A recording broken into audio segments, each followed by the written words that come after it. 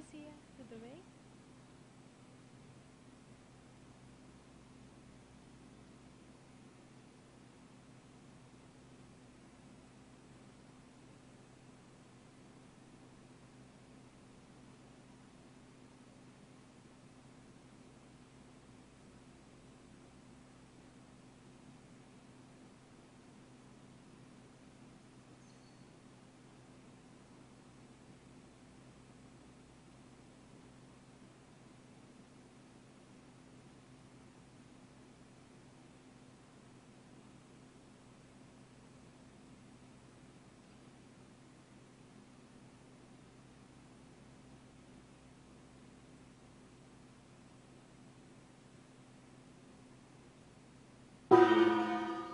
Tertúlia. Olá, meu boa tarde a todos. Hoje é 2 de janeiro de 2017, segunda-feira. Esse é o verbete de número 3.986, 5 páginas, 46 logias, 17 máximos. O tema é concessão duplista, especialidade duprologia. Quem escreveu o verbete está aqui de novo com a gente, é o Gabriel Lara, está aqui muito bem acompanhado, com a dupla, né, para ser aí teática. Então vamos conhecê-lo. Ele é graduando em Psicologia, técnico em Turismo, natural de Porto Alegre, Rio Grande do Sul, voluntário da Conscienciologia desde 2011, docente da Conscienciologia desde 2011 e tenepsista desde março de 2014. Vamos à definição.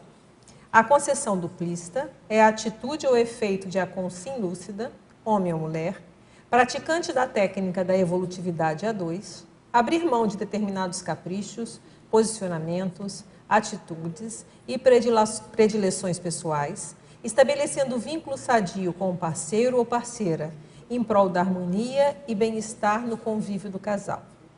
Em pensenologia, destacamos o holopensene pessoal do duplismo e o holopensene pessoal das concessões cosmoéticas. Tem um Szinho a mais ali.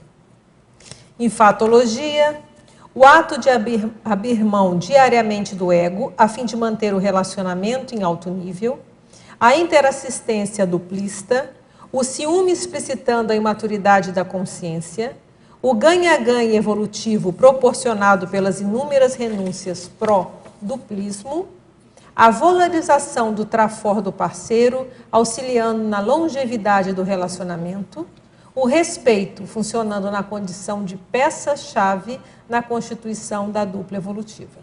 Em parafatologia, os amparadores extrafísicos de função, auxiliando no reencontro duplista, a blindagem energética da alcova, promovendo a homeostase entre o casal, as assimilações energéticas experimentadas diariamente pelo casal, o arrimo energético mútuo, e a percepção da equipex de amparo, auxiliando o casal a promover assistência para as demais consciências. Temos agora na remissiologia, destacamos aqui 5 verbetes. Amizade duplista, amizade raríssima, compromisso duplo kármico, duplismo libertário, pentatro duplista. A concessão duplista exige ortoposicionamento e comprometimento do casal. De fato, predisposto a dinamizar a interassistência e atingir o complexo, além de facilitar a desperticidade. Você avalia a técnica, a teática pessoal em prol do duplismo? Promoveu concessão duplista em algum momento da vida intrafísica? Quais os resultados assistenciais advindos dessa atitude? Temos aqui uma referência, que é o livro do professor Valdo, que é básico, né, na relação da dupla evolutiva. E vamos à mega-análise. Vínculo, parceria, parceiro, amizade, renúncia, duplismo, desapego, liberdade, criticidade, homeostase, continuismo, convivência, cumplicidade, interassistência, ortoposicionamento, desrepressão, desperticidade, pacifismologia, teaticologia e duplologia. Então, antes de começar, nós vamos fazer aqui uns comerciais, né? Tem um complementar em 2017, Tem dois aqui ligados com relacionamento e que eu estou presente. O primeiro deles é o Ortoconviviologia, que vai acontecer do dia 13 ao dia 15 de janeiro agora, tá certo? Eu vou dar esse curso junto com a professora Miriam Sanches. E tem o acoplamentário específico de dupla evolutiva, né, que são casais, tem um número limitado de vagas, são 10 vagas, 10 casais, né, dando 20 alunos, que eu faço junto com o professor Mário Oliveira. Então, aí fica a dica para quem quiser trabalhar as energias, pensando nesse tema, né, do convívio e do duplismo. Então, vamos começar com a minha amiga aqui de Conceição dos Ouros. Vamos para parafatologia. Antes de começar, eu estou esquecendo a pergunta. Por que do tema? Como eu posso esquecer? Diga lá. Boa tarde a todos e todas aí. Bom, eu estava há um ano atrás, foi juntamente com esse outro título que surgiu de ontem, né, da docência reconciliatória, a Conceição Duplista. Eu estava pensando, estava fazendo uma técnica energética, estava no quarto TENEPS, não era o horário da TENEPS, aí comecei a pensar, poxa, qual o segredo, né, da manutenção do relacionamento estar certo e tudo mais. Aí veio muito nítido assim, a concessão. Aí eu comecei a estudar mais sobre esse contexto da concessão e eu vi que o nosso relacionamento, meu e da Elisa, foi baseado em concessões. Aí foi meio só chancelar isso.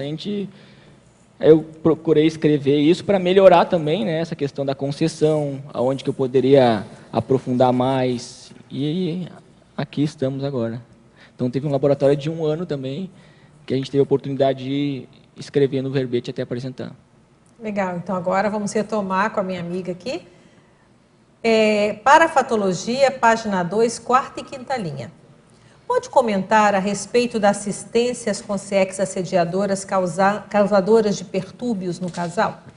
Sim, então, como a gente sabe, a gente tem um monte de consciências, todo mundo interage com o consciência do grupo que a gente tem. Então, são algozes do passado, são consciências que estão precisando de assistência muitas vezes, e elas estão ali, estão interagindo muitas vezes com a gente.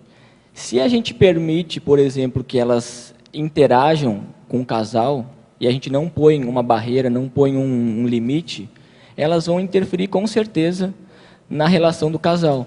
Então, às vezes, você está percebendo um desconforto, e não é seu, é dessas consciências aí que estão interagindo junto conosco. Aí vem a questão do dever de casa. Poxa, é fazer o estado vibracional, procurar perceber a sinalética. Tem consciência para ser assistida aqui nesse momento? Então, vou assistir. Fazer a blindagem no quarto. E aí tem uma série de passos que a gente faz para evitar esses pertúrbios, porque realmente tem que colocar o limite, né? Até é importante a gente colocar isso aí. Então, quem manda aqui somos nós mesmos. Nesse espaço é a gente que manda. E a gente saber exatamente o que está rolando ali. Senão, vira festa, né? As consciências chegam e tomam conta. Então, levar a sério o trabalho energético, a pensenidade, faz essa diferença aí nesse pertúrbio. Na efeitologia, na página 2, quarta linha. Pode expandir o efeito de sair de cima do muro? Essa questão de sair de cima do muro, eu vejo que é muito sério, porque tem muita gente que tem dificuldade em assumir o duplismo, assumir o relacionamento, porque fica em cima do muro. A pessoa é carente, tem várias dificuldades, não consegue olhar para essas dificuldades dela e começa a colocar a desculpa no parceiro. Nem chegou a formar dupla ainda, enfim, mas começa a colocar a desculpa no parceiro. Então, você constituir uma dupla é, antes de mais nada, posicionamento. Então, você não pode ficar em cima do muro. Pois é, que eu estou aqui, mas não estou aqui com essa pessoa até achar coisa melhor. Não, é posicionamento. É você estar inteiramente predisposto àquele relacionamento. Então, acho que tem que se posicionar. Isso é muito sério. Às vezes a gente ouve assim, não sei se é minha dupla, né? Gente, a dupla é técnica. Então, você vai aplicar ou não vai aplicar com essa pessoa? Você define ou não define? E aí vem muito do mito do amor romântico, né? Do seu verbete. Que o pessoal cria esse mito aí que tem uma coisa... não, que vai chegar num cavalo, meu príncipe ou a princesa. E acaba não valorizando quem está do lado. E porque é posicionamento, é você querer fazer dar certo. antes de mais nada, né? É construído, né? Paradoxologia. Pode aprofundar o paradoxo de as carências de outras vidas atrapalharem a concessão duplista da vida atual? Sim, então nós somos personalidades multimilenares. E se nós não aprofundarmos na autopesquisa para saber o que tem de outras vidas que está atrapalhando nesse momento, vai atrapalhar nessa concessão duplista. Porque a pessoa fica com aquele padrão dela, com esses traços de outra vida, não procura analisar, não procura aprofundar e fica remando em cima disso, fica sempre nesse contexto. Isso aí chega um ponto que não dá mais certa concessão, porque daí pega na briga de ego, aí um quer competir com o outro, o orgulho fala mais alto. E quando você fala, não, espera aí, a responsabilidade da minha autopesquisa é minha, não vou colocar a responsabilidade na pessoa. Ela não tem a ver com isso. Porque se me incomodou alguma coisa que ela falou, o que for, é comigo a questão. Então, isso que eu trago para a gente analisar, porque muitas vezes a gente fica muito ligado ao intrafísico e não percebe essa interação ainda. Foi o que eu falei antes, às vezes tem consciex acompanhando um dos parceiros e a pessoa não se dá conta. E aí, quando a gente começa a ficar atento, opa, tem boi na linha aí, vamos começar a assistir essa consciex. Aí o casal está junto, vai conversando. Percebi uma consciex assim, assim, assado, que estava ligada com esse contexto. Isso aí vai fazer a diferença para a concessão, porque o casal junto vai ajudar a assistir essa consciex e colocar essa barreira também, né? É interessante você estar falando da importância do diálogo aberto, né? Porque às vezes quando você dialoga, aí você vai ser, às vezes a pessoa está sentindo a mesma coisa que você. Aí você vê, gente, então isso aqui não é nosso, é o holopensene, tem algum processo assistencial aqui nesse padrão. E se não falam, cada um fica pensando que é com ele e não vai adiante, não faz assistência. Sim, nesse sentido, eu queria pontuar que eu acho bem importante que a gente precisa tomar cuidado para o casal não ter segredos, né? Isso é fundamental para evitar assédio. Então, na nossa experiência, já aconteceu coisas bem pequenas de no momento eu não falar para ele ou ele não me falar naquele momento, mas a gente tem uma a gente tem uma organização para em algum momento chegar a sentar e conversar, precisa ser falado, porque senão depois dá na cabeça, depois dá problema. Então, acho que o casal não pode ter segredo. Se isso continua, em algum momento isso vai atrapalhar a relação e pode até minar a relação. Então, porque está tudo tão junto ali que o outro percebe. Foi que tem alguma coisa errada, tem alguma coisa acontecendo e aí gera um processo realmente complicado. E o interessante é que, como a gente se conheceu, foi no Consim Cobaia. Então, assim, na época, ela foi a sorteada. Então, a gente ficou sabendo basicamente tudo um do outro. Então, desde o início, a gente criou essa questão de não deixar nada mal parado, conversar tudo, expor o que está incomodando, porque acho que é aquela questão. Apareceu o problema, a gente tem que trabalhar junto para resolver, e não simplesmente querer abafar, colocar debaixo do tapete. É isso que você trouxeram aí, né? Agora é de Porto Alegre, binomiologia, página 3, segunda linha. O binômio fuga, autoenfrentamento. Poderia falar sobre esse binômio? Então, esse binômio pode ser expandido por várias partes. A questão da fuga. Você pode fugir, por exemplo, querendo ficar incomodado com a pessoa, né? Porque você não está se autoenfrentando, você está simplesmente deixando aquela emoção te dominar. Aí você rebate, tenta competir, faz alguma coisa. E quando você procura se autoenfrentar, você começa a ver que todos os problemas estão dentro de você. O que vai mudar é a sua aceitação ou não frente ao problema. É como você lida com aquela sua autopesquisa. Por exemplo, a pessoa ela não confia em si. Como que ela vai confiar no outro? Então, ela falar que não confia no outro, por exemplo, ela está fugindo. Se ela se autoenfrenta, ela vai, poxa, não confio em mim. Como que eu vou confiar no outro? Aí ela começa a aprofundar e ver, poxa, eu tenho que confiar mais em mim para poder confiar no outro e fazer a concessão. Ciclologia, página 3, a mesma página, segunda linha. O ciclo, requisição, concessão. Poderia falar sobre ele? Essa questão da concessão acho que é muito séria, porque é importante você colocar o seu teto de concessão. Olha, até que eu não consigo passar, nesse meu momento evolutivo. Sei, traição, nisso aqui eu não consigo, porque eu estou sendo anticosmoético comigo mesmo. O resto tudo eu vou fazer concessão. E aí você começa a não... a primeira palavra qual é, Adriana?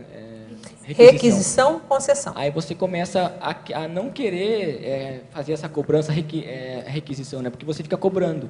E requerir, não, porque eu quero assim, eu quero assado, porque tem que ser desse jeito, tem que ser do outro. E você não olha que... Daí fala, poxa, mas se eu começar a fazer concessão, eu não preciso ficar toda hora fazendo essa requisição, né?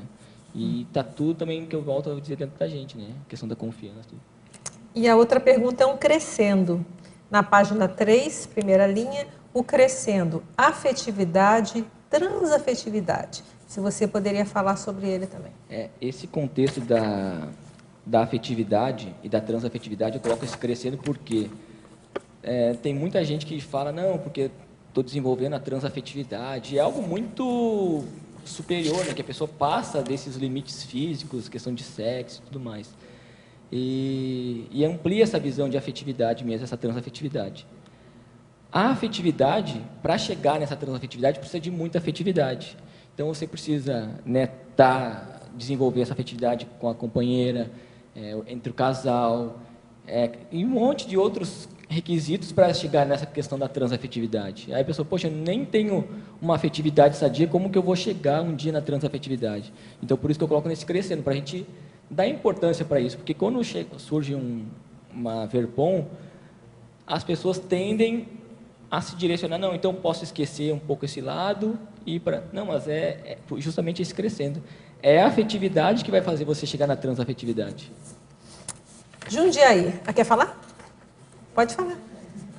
Eu ia comentar a questão da dupla evolutiva, que é a primeira, ou do casal, que eu acho que é assim, a primeira assistência que tem é dentro de casa, né? Então, a gente fica pensando em fazer assistência grupocármica e policármica, e é uma coisa que a gente já até sabe que é por aí mesmo, mas só para aproveitar, falando da transafetividade, que começa com a afetividade, e essa assistência, então, para policarma, pensando em transafetividade, começa, então, com essa primeira afetividade, que é dentro de casa. Às vezes, a pessoa é um grande professor de Conscienciologia, a gente vê que tem gente que é muito bom, cheio de potencial e dá uma super aula, mas a pessoa é um solitáriozão, o cara se isola e não precisa, né? Quer dizer, a pessoa já tem condições de ir atrás, de tomar iniciativa, de tentar, né, pesquisar em volta dele. É aquela coisa, às vezes está bem na frente do nariz, né? Uma super parceira, e às vezes ele não enxerga porque ele está com as defesas do ego. Então, aí fica a dica para quem ainda se sente solitário, né? Homens ou mulheres, e que são pesquisadores e que estão buscando uma condição melhor evolutiva, acho que vale a pena parar, fazer essa parada e falar, poxa, eu estou avançando, e por que isso não está avançando, essa minha parte afetiva? E procurar se investigar mesmo, vir fazer um laboratório da duplologia aqui no CAEC, tem a consciencioterapia, então a pessoa realmente entrar mais na pesquisa dela, na intraconsciencialidade dela, porque, de fato, para ter uma assistência policármica, não adianta, comece dentro de casa. Então, só para ficar essa dica aí. E até a questão das fugas mesmo, né? Às vezes, essa pessoa aí que tem, que nem a gente falou ontem, né? Teoricão, mas, na prática mesmo, constituir um relacionamento, a pessoa não consegue porque falta autopesquisa, falta profundidade. Aí a gente fala, poxa, se a pessoa não consegue fazer assistência para uma consciência, né, dentro de casa, como que ela vai assistir milhares de consciências, que acho que é o que a Elisa estava falando aí, né? E aí começa a ampliar isso, né? E até tem várias, acho que no Lexo de Orto Pensatas tem várias frases que ele traz essa ideia aí, né? Dessa ampliação da assistência, da importância de começar com a dupla. Vamos para Jundiaí agora. Ao longo do verbete, tem-se a impressão de que a concessão duplista é feita pelo parceiro mais maduro no momento. Poderia fazer o cotejo entre a concessão duplista e a falta de posicionamento pessoal para evitação de conflitos? Quer que eu leia de novo? Que é comprida? Porque quando é mais comprida assim... Vamos lá. Ao longo do verbete, tem-se a impressão de que a concessão duplista é feita pelo parceiro mais maduro no momento. Poderia fazer o cotejo entre a concessão duplista e a falta de posicionamento pessoal para evitação de conflitos? Perfeito. É óbvio que entre o casal, um vai fazer mais concessão que o outro ao longo da vida, se a gente for analisar. Mas os dois fazem concessões para o relacionamento dar certo. Então, a gente pode listar inúmeras concessões da minha parte, da parte da Elisa, e assim por diante.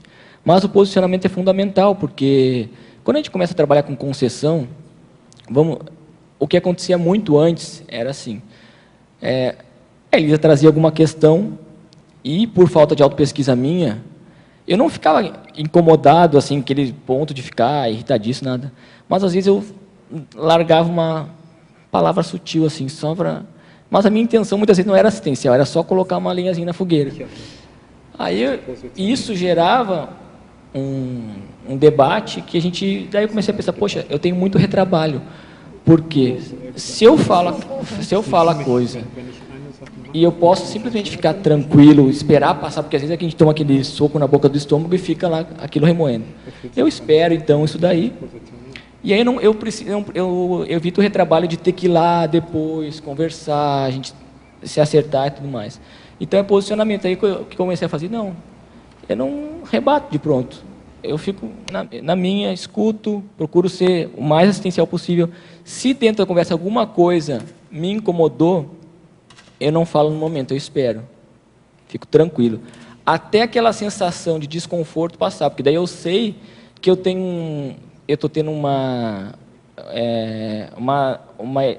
intenção não muito boa se eu estou com aquele desconforto, porque é do meu ego, é comigo o negócio. Aí eu espero, e aí não dá 5 minutos, aquilo passou, nem precisou ter falado aquilo, aí depois a gente aborda de uma maneira muito tranquila, e então assim, você vai pegando esses detalhes, mas é posicionamento, é você querer, né, fazer dar certo.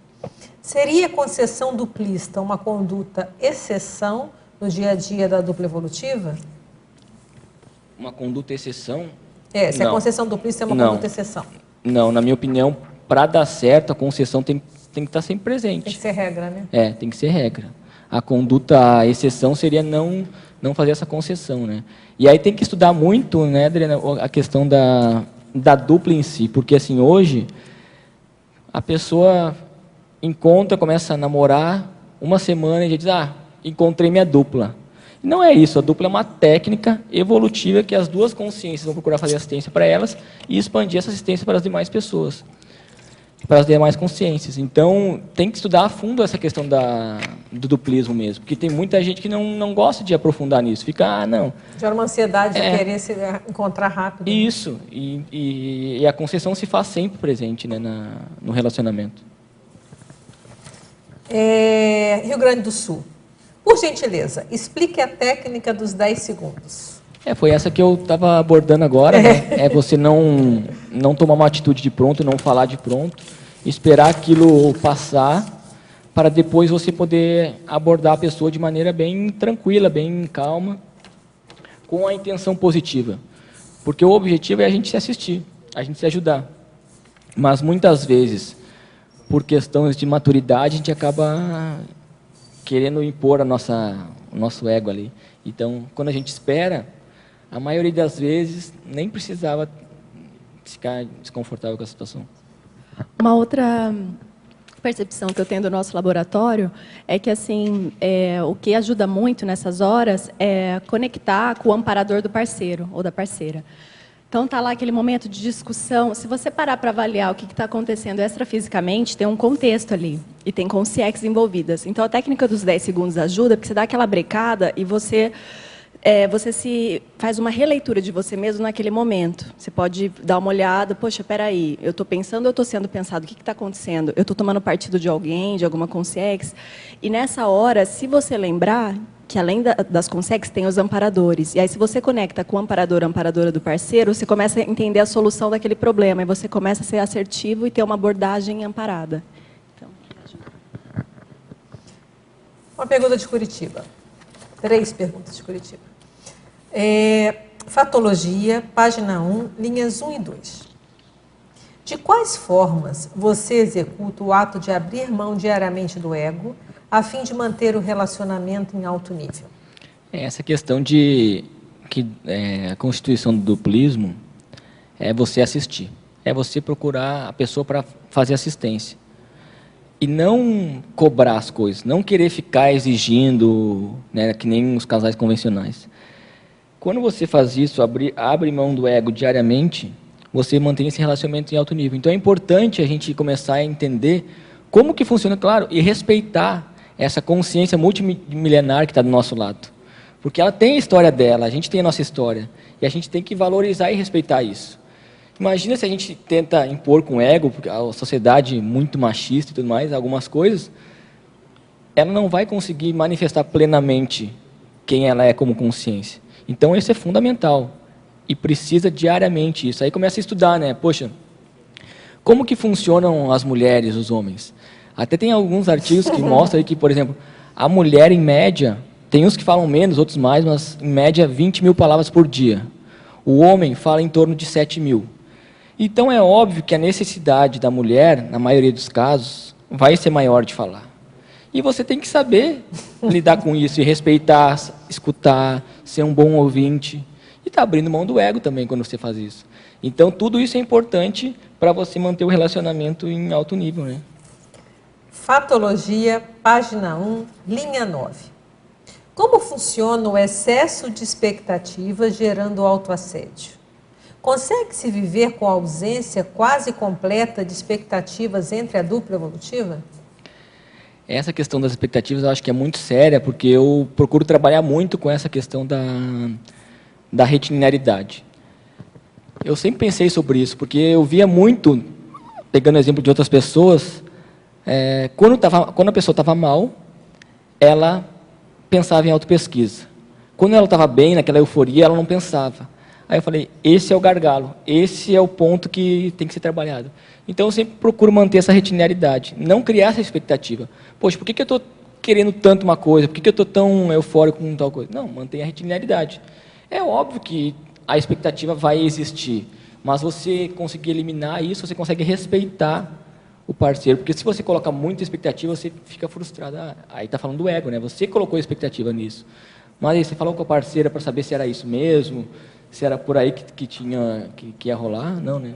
Eu ia comentar também que quando tem expectativa, a gente cobra do outro. Então, aí não é legal, né? Então, a gente tem que pensar mais em assistir e não em cobrar, né?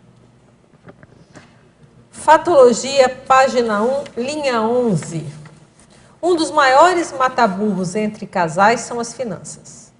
Quais as suas dicas para a consolidação do pé de meia formado diariamente pelo casal, ainda mais nessa época de crise nacional? A gente, desde o início, a gente compartilhou as finanças, então a gente juntou todas as finanças, e então não tem assim, se um ganha mais, outro ganha, enfim, a gente divide tudo. Já passa direto, não tem essa, não, porque isso é meu, isso é seu, não, é nosso. E todo o dinheiro que a gente recebe, a gente já põe uma parte nessa conta que a gente chama de liberdade financeira para a constituição do pé de meia.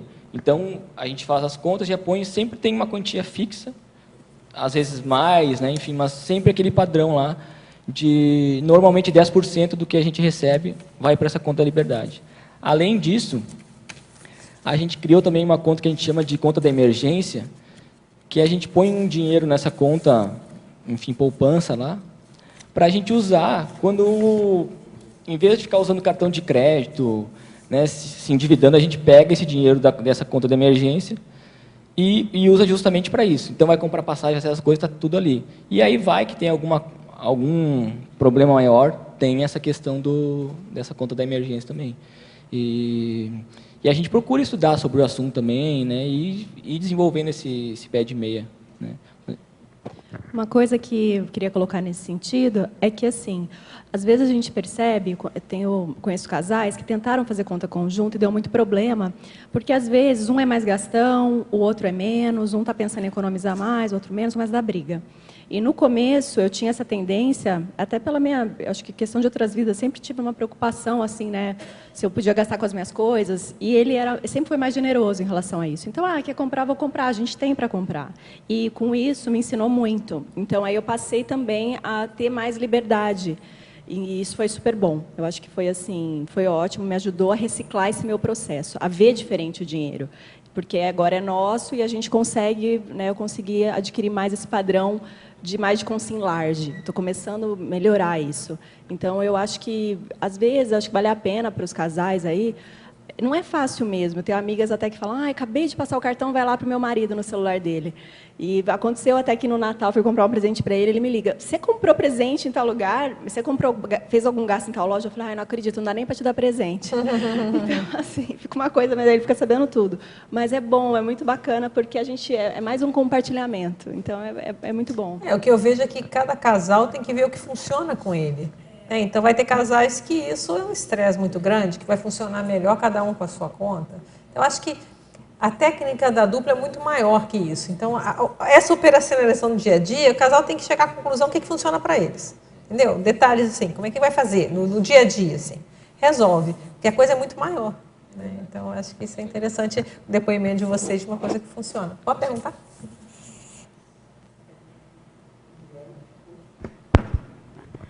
Boa tarde, né? Já tinha nos cumprimentado. Que bom estar aqui, né? E um pouco de inveja de você, sabe? Porque eu lembro quando eu estava lá no IPC, né, de duplo vínculo, e você chegou bem afobado e sentou na mesa e disse, Luzia, me ensina a escrever verbete, que eu havia escrito meu primeiro. Aprendeu direitinho. Eu ensinei, pelo menos isso. Mas é que eu parei no caminho, viu? Agora eu estou precisando de uns empurrões seus. Aí, assim, veja o seguinte, a dupla evolutiva, como se sabe, é uma técnica, né? E aqui está bem colocado na definição, técnica da evolutividade A2, aqui no caso a evolutividade A2, né? Numa relação mais íntima, numa relação afetivo-sexual, né?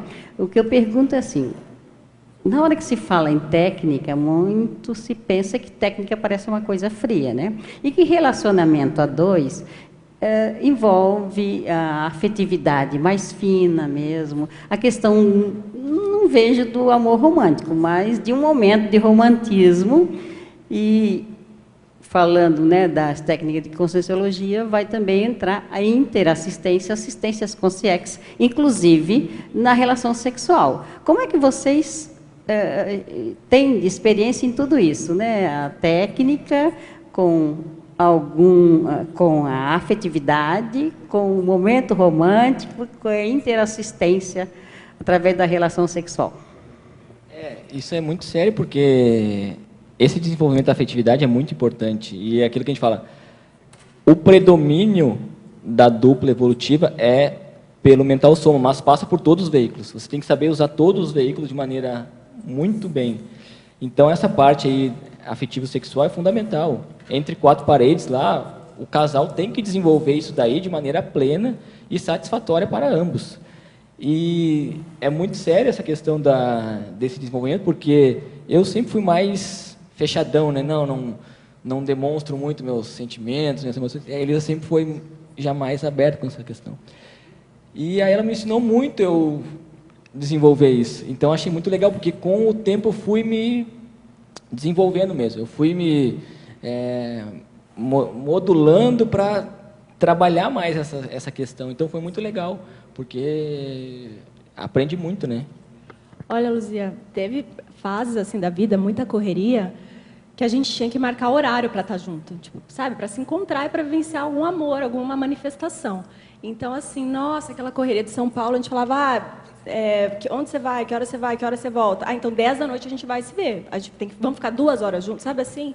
Então, isso é técnica. Exatamente. Eu queria perguntar, a marcação de horário faz parte da técnica, né? Faz parte. Aí o que acontecia? Acontecia que ele chegava e ele é prático.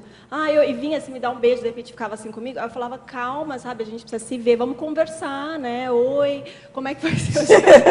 A pessoa é diferente, né? E a gente vai... Então, hoje a gente tem uma interação afetiva muito maior.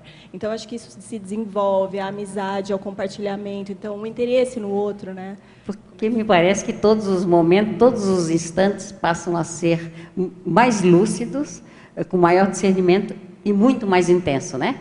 Aquele meio minuto é muito mais intenso, de repente, do que o jantar de 5 horas, à luz de vela e com muitos... Não sei. Nesse ponto, exatamente. Aí, né? A gente tem desenvolvido isso, a qualidade da vivência, né? O momento. Então, na hora que a gente está junto, a gente procura estar junto. Quando acontece a gente ficar muito junto e a gente percebe que começa a ter algum tipo de discussão, aí, na hora, também a gente já dá um break e fala, não, tem que ser prazeroso, tem que ser bom. O que está acontecendo aqui? O que você se incomodou que você está reagindo assim? Então, a gente já resolve na hora. Então, eu acho que é isso, é parceria, é cumplicidade e sinceridade acima de tudo. Eu acho assim, o casal, quanto mais compartilha, porque a gente vê na sociedade, as pessoas não compartilham tanto, elas ficam meio assim, isso eu não vou falar nunca para o meu marido. E a gente não pensa assim. Acho que tudo, até agora, não teve nada que assim, nossa, não deu para falar, não aconteceu. Então, eu acho que é muito bacana e muito saudável, né? Faz bem para holossomaticamente, né? Para a homeostase holossomática, essa convivência do casal. É super importante. E eu não vejo assim a técnica tão dissociada do afeto, sabe? Eu acho que, como lembra o professor Waldo falando, tudo na vida é técnica, né?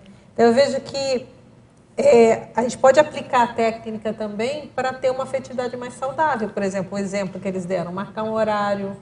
Então, às vezes, se você marcar, às vezes até, olha, vamos se comunicar tantas vezes ao dia, sei lá, a pessoa, cada casal vai ver como funciona para eles, entende?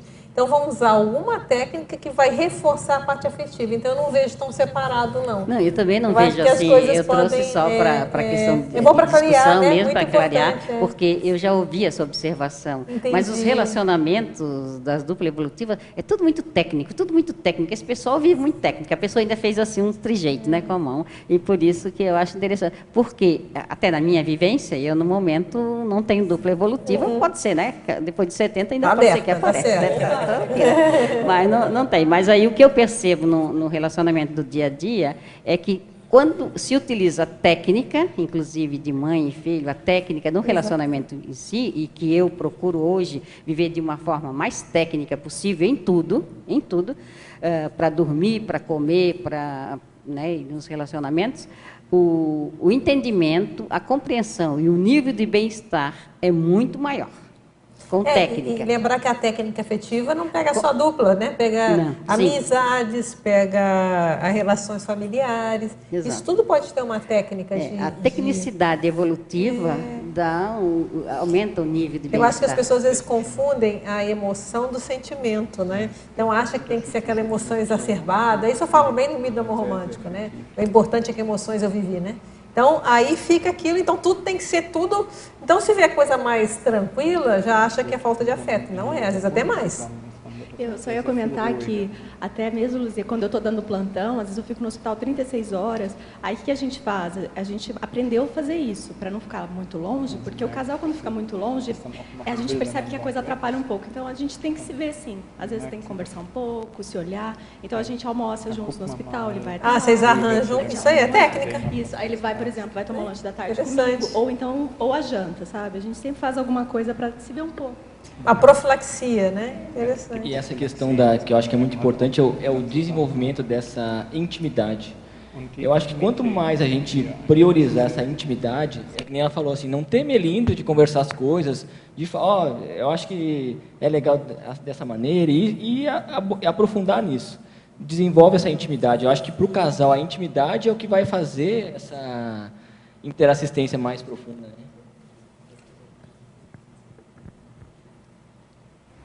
Agora funciona. Eu tenho uma situação que eu estou visitando muitas vezes a Alemanha e a Europa por dar aulas e dar assistência lá. Eu percebo que esse é um processo minha. Mas, ao outro lado, quando eu vou lá sozinho, falta-me uma coisa. Esse é um pouco estranho, porque esse é um paradoxo. Lado, Susana, ela deixa-me tranquilo fazer meu processo. E durante o tempo eu estou lá, eu percebo ela, nós temos contato, nós tivemos às vezes projeções juntos, nós podemos conversar. Se ela vai aqui na dinâmica, eu faço no mesmo tempo uma dinâmica em casa, nós podemos trocar percepções. Essa é uma boa coisa, mas eu percebo que falta uma coisa, porque de dia, e esse chegou agora, nós precisamos trabalhar juntos esses processos, exatamente como você falou. Eu percebo, em meu caso, eu precisava tempo por ter uma segurança do meu processo. Talvez esse um tempo íntimo que eu preciso lá por fazer, mas agora eu percebo, preciso agora um conjunto, uma outra etapa. Isso mesmo.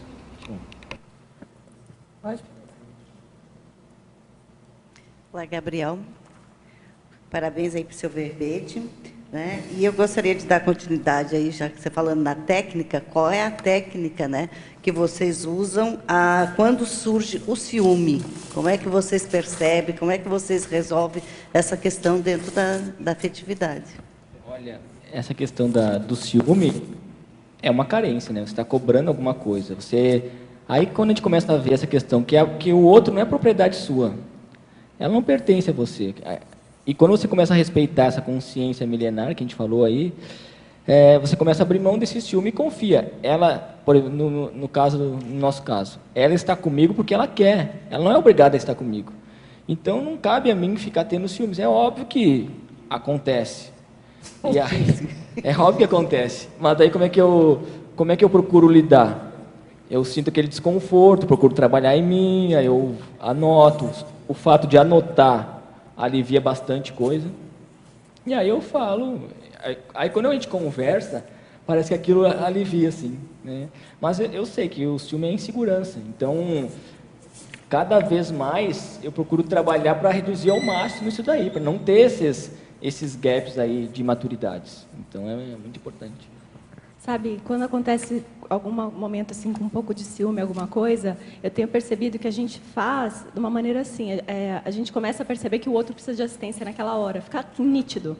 Aí a gente começa a se assistir, conversar, já começa a conectar com o par, explica a situação, fala, olha, não foi assim, olha, não é isso. Aí o outro já entende, fala, nossa, verdade, né?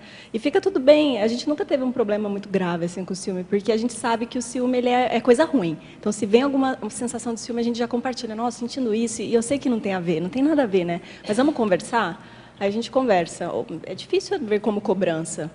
Já aconteceu algum nível de cobrança, mas aí a gente conversa na hora limpa, assim, percebe, poxa, eu sei, é um processo meu, poxa, então já resolve.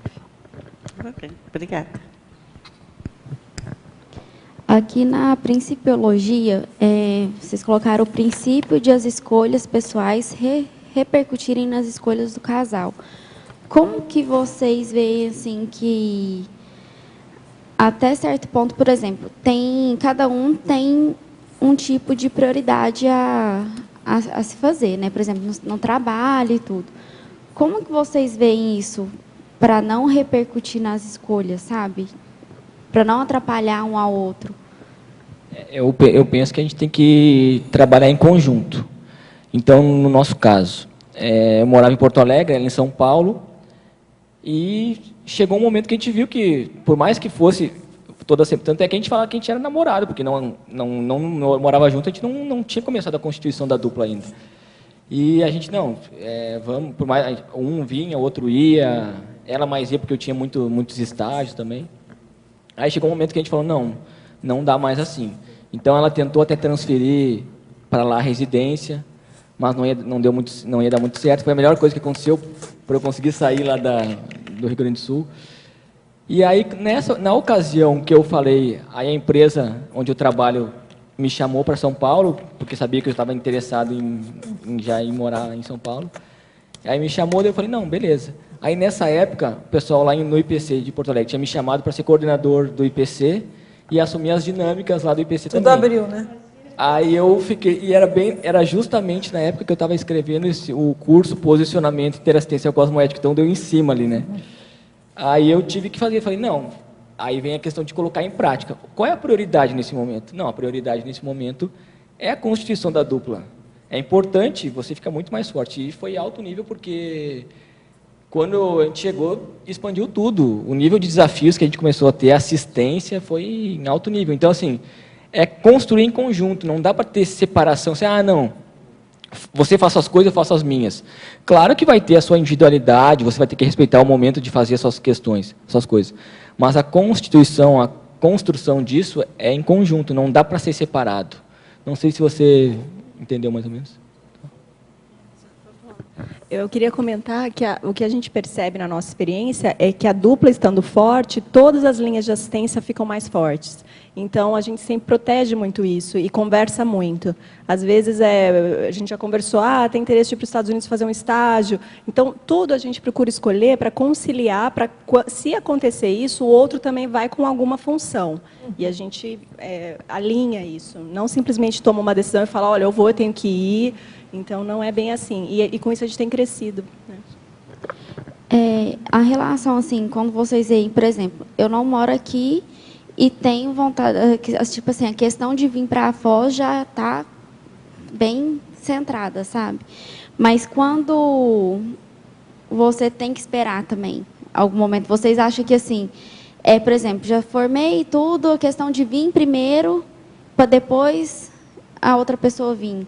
Vocês acham que isso aí seria um ponto positivo ou negativo, dependendo da situação?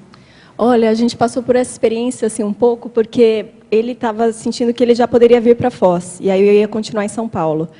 E para mim era nítido que não era por aí. Então a gente conversou várias vezes, aí ele também entendeu isso depois e fez um diferencial assim brutal. Ele tinha que ir para São Paulo. As frentes que ele desenvolveu lá, de voluntariado, as coisas, as vivências dele.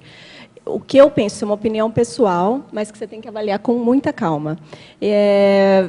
Eu acho, na minha opinião, que quanto antes o casal, se realmente o casal ele tem tudo para a coisa, né, dar certo ali no processo de assistência mútua e de força para assistência para o grupo kármica e policármica, se isso é uma certeza íntima, vale a pena estar junto o quanto antes, porque só vai te fortalecer ainda mais. Essa coisa de, mas eu tenho que ir para a Foz agora, essa urgência, precisa avaliar com calma, porque, às vezes, vale mais a pena ficar com a pessoa e os dois se organizarem e virem juntos, até para ajudar o outro a vir, porque, às vezes, o outro se enrola e, às vezes, o relacionamento pode acabar, precisa ver tudo isso daí com bastante tranquilidade. Então, faz um laboratório, de repente, da duplologia, avalia isso com calma, tem que ver, porque cada caso é um caso mesmo, né? Mas dá uma olhada. E essa questão da prioridade mesmo, né? Poxa, qualquer lugar a gente vai conseguir fazer assistência.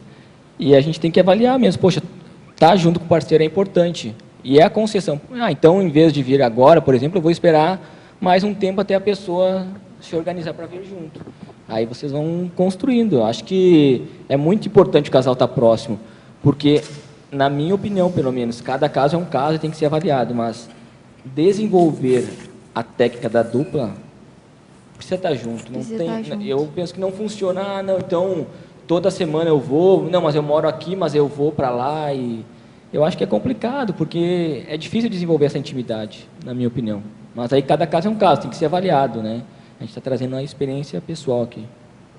Até às vezes assim, a questão muito de querer uma coisa pode atrapalhar também a questão dos dois, entendeu? Então, assim, tem que ponderar até que ponto vai favorecer o casal, né, também. Então... E assim, eu não sei onde é que você mora, enfim, mas qualquer lugar vai ter oportunidade de fazer bastante assistência. Eu acho que isso aí é fundamental, porque a gente tem muito aquele mito, quando eu chegar em Foz, aí eu vou começar a expandir minha assistência. É claro que muita coisa dinamiza aqui, sem dúvida, mas você já começa agora fazendo o dever de casa. Então, isso é muito sério. Onde eu estou, o que eu posso fazer para ampliar minha assistência, para quando eu chegar lá, eu poder pegar um trabalho mais sério, pegar um trabalho mais forte. Certinho, obrigada. Você pode perguntar mais uma? Pode. Na tecnologia, a técnica de nenhum dia sem linha, auxiliando a autopesquisa da dupla. Então, essa técnica de nenhum dia sem linha é uma técnica acho que já existia, mas o professor Valdo trouxe mais à tona, né?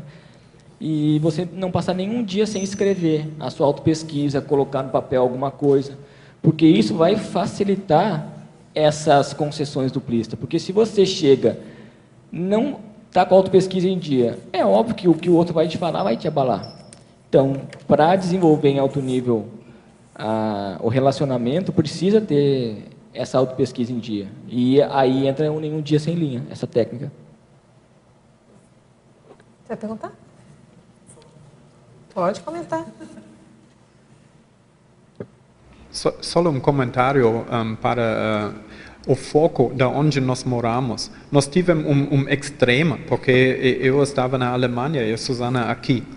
E chegamos aqui, nós dois pensamos, o que nós podemos fazer? E primeiro foi, nós vamos criar um casal. Esse foi o fundamento. E depois nós fazemos uma pesquisa de onde nós queremos morar, onde nós queremos ter nosso foco intrafísica para trabalhar. Porque eu falei com Susana, eu não sei de onde eu vou dar aulas do mundo, de onde precisa assistência. Hoje eu não tenho ideia. Eu percebo, eu preciso ter uma flexibilidade. E ela concorda. Ela fala, ok, não problema disso. Mas nós dois percebem que é preciso ter um foco central para uma vida intrafísica. E nós decidimos de morar aqui. E hoje, eu percebo, depois nós fizemos uma decisão juntos. Os amparadores ajudam-nos e hoje nós moramos aqui no chalés, diretamente no centro de CEEC. Essa foi uma surpresa para nós dois, porque nós não pensamos nesse momento antes. Mas depois dessa decisão, junto, o caminho estava aberto para amparo. O posicionamento traz amparo, com certeza, né? Quando é o posicionamento em prol da dupla, com certeza. Argentina. Fatologia, página 1, linha 12. Poderia exemplificar a possível troca de papéis nas funções cabeça energética e cabeça financeira? Então, essa questão da cabeça energética e cabeça financeira é quem vai estar, digamos assim, naquele momento com mais propriedade energética para bancar esse desassédio. E isso pode ser mudado, enfim, às vezes a pessoa pode estar com a pesquisa mais em dia, estar com o trabalho energético mais em conta e assumir esse posto de cabeça energética e aí o outro cabeça financeira, enfim. Mas é importante não ter, não, só eu sou tal coisa, às vezes a pessoa vai ver, por exemplo, questão de orgulho, ego. Não, eu sou o cabeça energética do casal, e quando vai ver, isso só para olhar. Aí quando vai ver, a pessoa está dando de 10 em energia em termos de você, né? Então isso é uma coisa que pode mudar muito, mas é quem vai estar com mais potência energética naquele momento para bancar o desassédio. Vamos para Londrina. Fatologia, página 1, quinta linha. O sexo diário otimizando a convivência sadia. Isso é conduta padrão ou exceção? Como é que fica o soma e o psicossoma nisso? Não vai virar uma mega mecanização diária, uma forma de religiosidade? Isso é interessante, assim, é aquele negócio, não acredite em nada, tenha suas próprias experiências. Eu acho que cabe a cada um avaliar o que isso repercute na sua vida. Quando a gente fala assim, em técnica, como foi falado, não, porque tem que ser tudo assim mesmo, então a gente vai chegar às 15h05 e vai pegar a mão do outro, aí vai... Não é assim que funciona. Essa intimidade vai ser desenvolvida com essa conversa, com esse afeto, criar esse clima, ter criatividade, não fazer sempre as mesmas coisas. E entre quatro paredes lá, com a alcova blindada, é importantíssimo essa criatividade, você não ficar sempre naquele mesmo padrão. Agora, o sexo diário é fundamental, porque você não pensa em sexo o restante do dia, e o casal fica muito mais próximo, você fica com muito mais potência energética para bancar os desassédios aí que tem pela frente. Então, isso é fundamental. Quando a gente, por exemplo, às vezes a gente procura fazer sempre a conduta padrão, o sexo diário. A conduta exceção é não fazer esse sexo diário. Quando eu falei essa técnica do jejum de 3 dias, o corpo estava debilitado, então não deu. Mas a gente sente a diferença, a gente sente que dá assim, que precisa ter isso daí. Até que tem a questão do bido energético, né, que ele fica 48 horas a energia no outro, né, na psicosfera do outro. Então isso é fundamental, você ter essa condição. E a gente sente quando um vai viajar e fica sem fazer, a gente sente que dá um espaço. A gente percebe que às vezes dá um distanciamento assim, entre o casal, se fica muito distante dessa técnica. Então a gente procura aplicar. A gente está aplicando. Aí o que acontece? A gente percebe que às vezes realmente o corpo soma, dependendo do dia, você não quer nem pensar naquilo, você está super cansado. Mas assim, se você parar para refletir, o sexo ele é uma ferramenta de assistência para o parceiro e para a parceira. Às vezes vale a pena avaliar com calma aí. Se a pessoa, às vezes ela se predispõe para aquele encontro amoroso, né, com o parceiro, de confiança, às vezes ela sai muito melhor energeticamente do que ela entrou. Então, às vezes fala, mas estou cansada. É que, muito parecido com a academia, aquela coisa, mas nossa, acabei de chegar do trabalho, estou cansado, vou para a academia. Aí você se leva o corpinho até a academia. Você volta outra pessoa, você volta revigorada. Então, né, até questão, né, de orgasmo, a pessoa pode estudar sobre isso, tudo revigora, né, faz uma recompensação holossomática energética. Então, é muito saudável. Então, para a pessoa pesquisar isso aí, porque às vezes, num primeiro momento, você fala, poxa, mas todos os dias a pessoa não vai ter pique, a pessoa vai ficar cansada. Mas é uma técnica que, por um tempo, para aplicar, para ver, para tirar as próprias conclusões, acho que é válido. E até aquela questão que, pensando mesmo, comportamento de homem e mulher. O homem, ele encontra o amor através do sexo. A mulher encontra o sexo através do amor. Então, assim, essa besta também não pode... O homem não pode chegar e já querer... Né, porque o homem é muito prático, então tem que criar todo aquele clima, aquele... E da mulher também, porque eu não quero... Né, então, também, poxa, é importante para ambos. Então, e aí você começa a ver como que funciona esse mecanismo, aí você começa, poxa, eu tenho que fazer concessão com relação a isso para a gente conseguir desenvolver essa afetividade mais plena, né, e essa intimidade. Porque se simplesmente chega lá, porque é muito comum, né, o homem chega lá, prática... E aí não, assim, todo um clima... Nesse sentido, eu ia comentar a questão do ego, né, que a gente pode pensar, o ego do homem e da mulher, então, nesse sentido. Se a gente fica no nosso ego, se for ver, quantas coisas a gente vai deixar de fazer, né? Quanta assistência a gente vai deixar de fazer. Então, mais uma vez, sair do ego com um parceiro em casa. Então, tem que sair do ego mesmo, ver o que é bom para o outro, como eu posso melhor servir, melhor ajudar. E o outro também, né? Se ele faz isso, vai ficando mais legal, mais gostoso, e você vai ver, fica natural, fica bom. Não fica essa técnica, mas num primeiro momento é técnica, tem que ser técnico. É uma técnica, mas não tem esse engessamento que foi falado. Vocês ampliam, por favor, aqui a síndrome de Gabriela atrapalhando a concessão duplista. Esse é um verbete da professora Adriana, se ela quiser falar. Pode responder. Isso aí é muito comum da pessoa chegar e falar, porque eu nasci assim, eu sou... Né, eu cresci assim, eu sou mesmo assim, vou ser sempre assim. Vou ser sempre assim, então... aí ela não quer mudar. A pessoa, não, e você tem que me aceitar como eu sou. É óbvio que tem essa questão, mas quando a gente fala em concessão, você tem que abrir mão disso. Você tem, poxa, se a pessoa está falando isso, é importante. Aí, quando eu estava pensando em concessão, né, aí eu comecei a ver, assim, eu estava trabalhando energia, pensando sobre isso. Como que eu posso ampliar mais a questão da concessão? Aí, às vezes, uma coisa simples que a gente não se dá conta. Lave a louça. Aí eu falei para ela, eu vou começar a lavar a louça. Porque, às vezes, ela sentia... Porque a gente revezava a questão da louça. A gente dividia. E aí, só que eu senti que para ela ficava mais sobrecarregado lavar a louça. Aí eu falei, não, vou começar a lavar. Aí até teve um tempo que eu... Não me lembro o que aconteceu. Acho que uma semana que eu parei de lavar a louça. Aí ela começou a pegar no meu pé, aí eu falei, não, mas eu vou voltar, fica tranquilo e tal. Então, assim...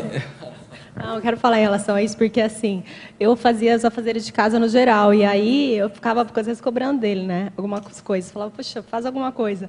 Aí a gente foi num curso de campo, acho que foi na imersão progesterapia, que veio no campo para ele, poxa, lava a louça, assume essa tarefa, vai ser sua tarefa.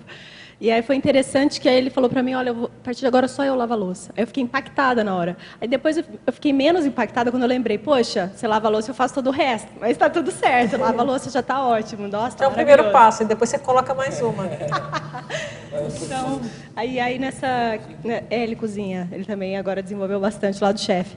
E aí, então tá bom, já ganhou vários pontos. Já é. E aí, eu ia comentar isso, não, o fato de ele lavar a louça ajuda bastante e aumenta essa parceria, né, nossa. Aí, quando precisa também... Teoriologia, estamos em Londrina ainda. A teoria de o menos doente assistir ao mais doente. Sempre vai haver um mais doente, no geral, entre o casal evolutivo? Sim, sempre vai ter alguém que vai estar precisando de mais assistência. Agora, eu penso que é arrogância da nossa parte a gente se colocar naquela condição de superioridade. Não, então sempre eu sou o assistente, eu que... Não, é ambos. É você estar sempre procurando ajudar naquilo que você pode. Então, vamos supor, poxa, a pessoa está precisando de um arco voltaico. Vai lá, faz um arco voltaico na pessoa. Conversa. Às vezes o arco voltaico ela não quer conversar, não quer um arco voltaico, quer conversar. Vamos conversar. E às vezes você quer as duas coisas. Faz o arco voltaico, conversa. em ambas as partes. Então, isso é muito sério. Assim, a gente está predisposto a ajudar no que for preciso. E sempre um vai estar com algum problema e o outro pode conversar, o outro pode... Eu acho que o importante é a gente criar um ambiente de confiança que a pessoa possa se abrir para você e você possa se abrir para ela. Isso é em cima do lance. Então, sempre um vai estar ajudando o outro. Voluntariologia, página 2, segunda linha. O respeito ao voluntariado do parceiro. Por que ainda as mulheres são mais cobradas que os homens, mesmo sendo conscienciólogas? Olha... O que você acha disso? Eu acho que eu tô aqui, conheço bastante gente e não sei até que ponto as pessoas são cobradas, porque assim, até onde eu saiba, essa cobrança só existe se a pessoa permitir. Ela não se posiciona. Então, acho que isso aí, independente de ser homem ou mulher, tem a ver com as carências da pessoa, porque às vezes ela fica enciumada, porque o fulano ou a fulana vai lá voluntariar, aí vai me deixar aqui. É óbvio, a pessoa que está sempre priorizando o voluntariado e esquece da parceira, aí tem alguma coisa ali, alguma coisa que não quer trabalhar. Mas aí vem a questão da cobrança da parceira. Poxa, está me esquecendo aqui, o que está acontecendo? Agora, de maneira geral, eu não vejo que as mulheres são mais cobradas que o homem. Eu também posso dar meu depoimento. Eu não sei o contexto que a pessoa está se referindo, a experiência que ela tem. Eu vou falar na minha experiência. Eu, nesses anos todos de Conscienciologia, eu nunca percebi, pelo menos do meu lado, ter sido mais cobrada por ser mulher. Nessa situação que ela falou, me veio a questão da sociedade machista, né? Que o homem acha que a mulher tem que estar em casa, que tem que dar atenção, talvez por isso, não sei se é o caso dela. Que ela pensou, porque né? a nossa sociedade é muito machista. Aí eu acho que vai né? depender muito do casal, né? Do grupo, vai depender muito. E a gente sempre procura estimular um outro assim, poxa, vai lá, é importante para você, vai lá fazer o que for, teus cursos, consciência terapia, o que for, vai lá, vai em frente, tá? Acho que tem que estimular mesmo, para a pessoa se desenvolver. O que eu vejo muito sério é que vocês estão falando é não ter competição, né? Eu acho que você escreve em algum lugar aqui. Porque se quer coisa que vai minar relacionamento é competição. É competição, é isso aí, não dá para ter. Tem que ajudar o outro. Se você está querendo que o outro ajude, você não vai concorrer com o voluntariado, com a ProEx do outro. Isso. Eu não quero esse peso. Depois chegar o evoluciólogo lá... É o respeito, né? Tem que ter o respeito pela Então, acho que é uma questão de você respeitar as escolhas e o trabalho do outro, né? Aconteceu já, assim, de eu ir para congresso ou viajar, e aí eu fiquei um tempo esse ano fora maior. Aí, quando eu cheguei, bem na data que eu estava chegando, ele tinha assumido um compromisso de voluntariado, um curso, itinerância. E eu fiquei assim, dei uma sofrida, sabe? Aquela coisa, poxa, bem no dia que eu vou chegar, você não vai estar lá. Aí, mas assim, passou. Eu entendi, falei, não, é super importante o trabalho que está indo fazer, já resolve. Porque não dá, é isso que você falou, não dá. É uma cobrança que, se você começa a avaliar um pouco, já mental somaticamente já faz feito, né? Deixa eu fechar só essa de Londrina aqui. Interaciologia, página 3, segunda linha. A interação assistencial, assim diz assim. Poderia comentar em quais situações isso é mais aplicado? Às vezes você percebe que a pessoa chegou lá com umas companhias extrafísicas, que ela está um pouco assediada, e você começa a conversar, começa a jogar energia, puxa essas consciências para a sua psicosfera, e você começa a trabalhar. Trabalha movimento energia, instala o EV, e aí você ajudou a parceira ou o parceiro, e ajudou as consciências também. Então, é importante a gente ter essa lucidez, né? E aí que vem a questão do dever de casa. Poxa, está com o estado vibracional em dia, está com a sinalética em dia, com a autopesquisa, tudo isso vai ajudar nessa assim, desassim. Pode perguntar? Em efeitologia, na terceira linha, pode comentar mais sobre o efeito da parceria evolutiva no avanço da Proexis, por favor? Então, nós dois somos consciências em evolução. A gente se une para poder otimizar essa ProEx, a nossa ProEx. Cada um vai ter uma programação existencial. Então, quanto mais a gente estimular o outro a evoluir, a amadurecer, melhor vai ser para os dois. Porque a gente vai ter um está dando suporte para o outro chegar em patamares maiores. Então, o objetivo, poxa, a meta é chegar na dispersidade, constituir uma OFIEX, e um tem que estimular o outro para chegar nesse patamar, sem cobrança, né? Respeitando o momento do outro também, o momento evolutivo. Mas um ajudando, estando de base no outro é fundamental. Eu queria dar o exemplo que aconteceu com a gente, que quando ele foi mudar para São Paulo, ele mudou e no dia seguinte ia começar o curso de formação em consciência terapia, que eu queria fazer em Foz. E aí eu falei, poxa, ele está mudando agora para São Paulo, a gente construindo nossa vida juntos, né? Que vontade de estar em casa, da gente fazer tudo junto. E eu falei para ele, poxa, eu tenho essa formação, eu estou querendo fazer, o que você acha? Ele me apoiou assim, completamente, e foi fundamental. Se ele ainda estivesse em Porto Alegre, eu fazendo a formação, eu tinha que vir muito para Foz várias vezes, né? No mínimo uma vez ao mês, passar um final de semana. E eu ia muito para Porto Alegre antes, então já ia quase inviabilizar, pensando nos nossos encontros, a gente ia se ver já bem menos, né? E aí ele foi para São Paulo e começou a formação. Então, em relação à ProEx, isso foi um grande aporte de ProEx que ele participou comigo. E tem vários, assim, por exemplo, que nem eu ia começar a ter NEPs. Aí a gente tinha comprado um apartamento, aí estava mudando todas as coisas lá na questão da TENEPS, aí não tinha, parece que estava faltando, o trono que estava faltando, eu falei, porque eu tinha marcado a data. Aí eu falei com ela, assim, poxa, estou pensando, será que... Aí ela falou, não, vai lá, começa na data. Daí eu, não, beleza. E aí foi também, então um ajuda muito o outro, né, nessas questões de estimular. Acho que isso que é importante, você estimular o parceiro a desenvolver isso daí, essa questão da assistência mais forte, né? Também na itinerância, ele faz bastante itinerância. Aí acaba que eu vou quando eu posso, e quando não dá para eu ir, eu sempre apoio dele mesmo. Vai ser ótimo. Então, a gente percebe, a gente tem essa prontidão assistencial um com o outro, isso ajuda bastante. Antagonismo, Gabriel. Ali tu colocasse o antagonismo, dupla evolutiva, casal convencional. Gostaria que você falasse um pouco mais a respeito disso e também daqueles casais que um é conscienciólogo e o outro não. Como é que você vê isso aí? Assim, eu penso que em matéria de consciência, eu não tenho como dizer, isso é ou não é, mas tudo é possível. Eu penso que, para constituir uma dupla, assim, é importante que os dois estejam afinizados com os mesmos temas. Agora, independente se é dupla ou casal convencional, o que tem que existir é o respeito.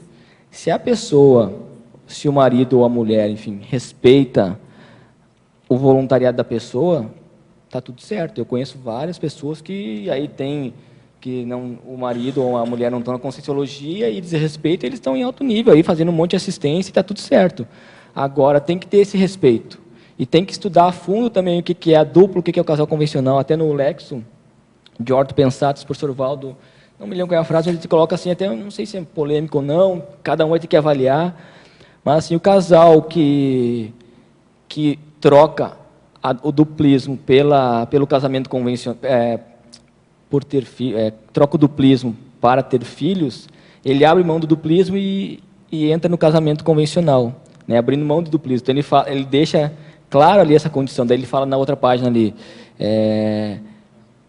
a antimaternidade cosmoética sadia é pré-requisito básico para a constituição da dupla.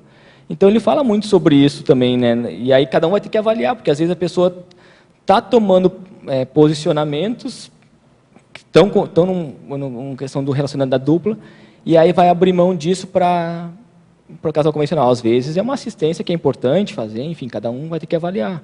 E até que ponto, depois da pessoa criar o filho, não pode constituir a dupla, enfim, aí tudo isso você vai ter que avaliar, mas é para a gente pensar sobre isso, porque às vezes fica um termo muito guarda-chuva e as pessoas esquecem de aprofundar muito realmente o que é a técnica, né?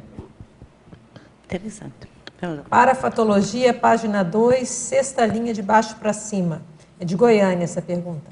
Poderia comentar a consolidação do duplismo possibilitando a homeostase em holossomática? Então, essa homeostase,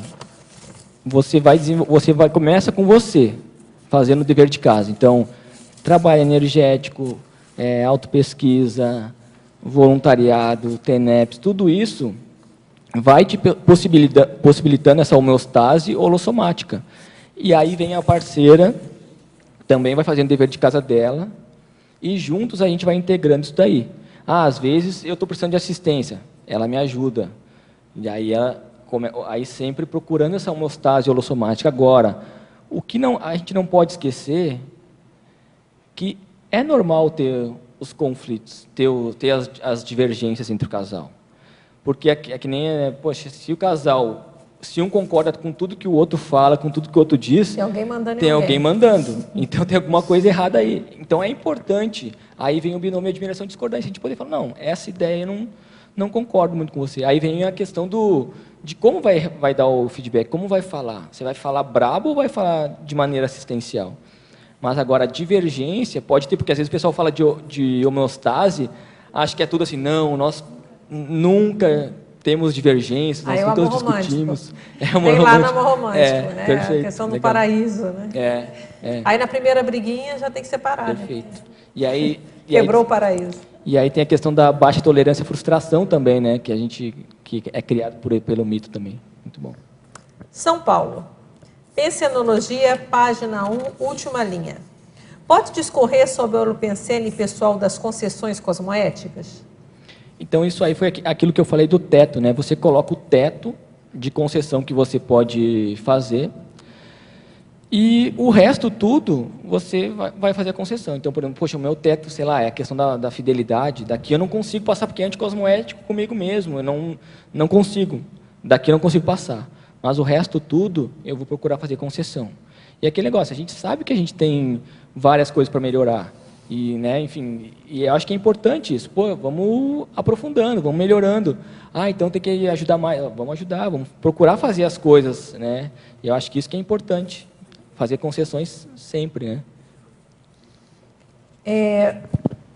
Fatologia, página 2, segunda linha. Favor exemplificar o ato de abrir mão de ter razão, evitando a competitividade entre o casal. Isso foi o que a gente estava comentando, que a competição é assédio crasso, generalizado e vai puxar tapete, né? E vai acabar se desfazendo o relacionamento, porque se a gente está aí para compor, né, aquele 1 mais 1 é igual a mais do que 2. Se a gente está aqui para um ajudar o outro, como que eu vou querer ficar competindo? Mas não, isso aqui não é. E começa a querer, é isso que você falou, puxar o tapete. Não vai dar certo o relacionamento. Mesmo inconscientemente acaba. Você está competindo, você quer sair melhor, se o outro está andando, a sua tendência é o quê? Querer travar. Então, a competitividade é uma das coisas mais sérias que eu vejo em relacionamento. E o respeito. Aí essa questão do respeito. Você tem que pôr o outro para cima. Então, você pôr o outro para cima, se ele for melhor que você, que bom. Você está jogando a pessoa para cima. Isso. E respeitar mesmo. Sem limite, você quer que o outro e aí a gente começa decole. E aí começa a questão de valorizar os trafores, porque vão ter coisas que eu vou ser melhor que ela, vão ter coisas que ela vai ser melhor que eu. E a gente vai se ajudando um ao outro, sempre. E sempre vai ser assim. Então, a gente vai estar sempre se ajudando. Poxa, então esse trafor dela, que legal, vou aprender. E aí você mesmo já falou, você deu uns exemplos já, né, de trafores dela, que você na relação foi aprendendo. Adriana, posso perguntar? Pode. Parabéns, Gabriel. Obrigado, Teresa. Vocês falam realmente, como você fala, é duplismo, né? É o certo, né?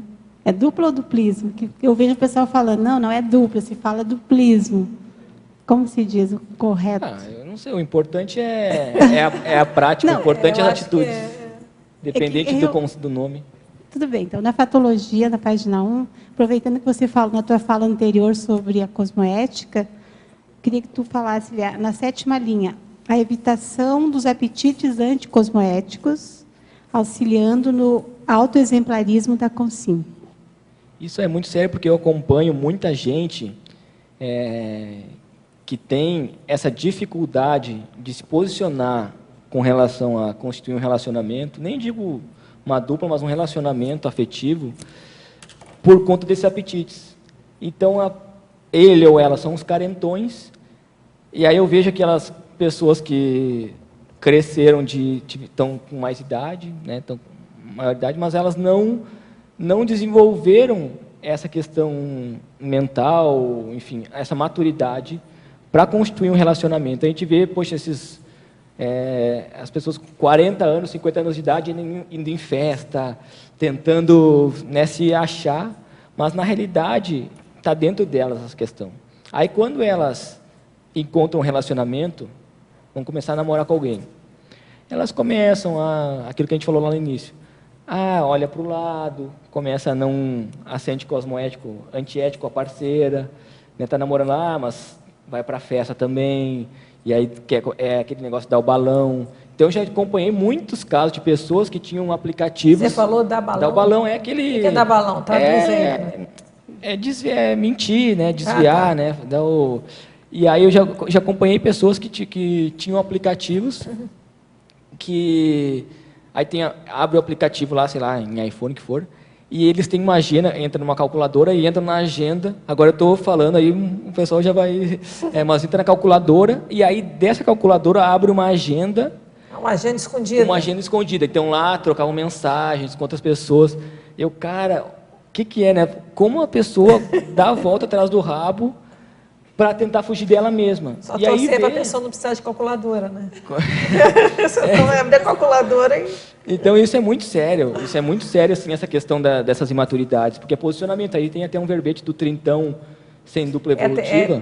Trintão sem duplista. Sem duplista, E que mostra isso. Então a pessoa às vezes, poxa, um excelente professor de conscienciologia na teoria, mas na prática não está se posicionando no principal, que é assistir uma pessoa. Então, como que ela vai ter autoridade moral para chegar num curso e falar sobre relacionamento, se ela não conseguiu fazer esse desassédio? Por outro lado, esses mesmos professores, ou outros professores, e não precisa ser só professor, pode ser, enfim, na sociedade geral, falam sobre isso, sobre aquilo, mas não fazem assistência dupla, não priorizam essa questão sexo diário ou o que for, não priorizam esses contatos.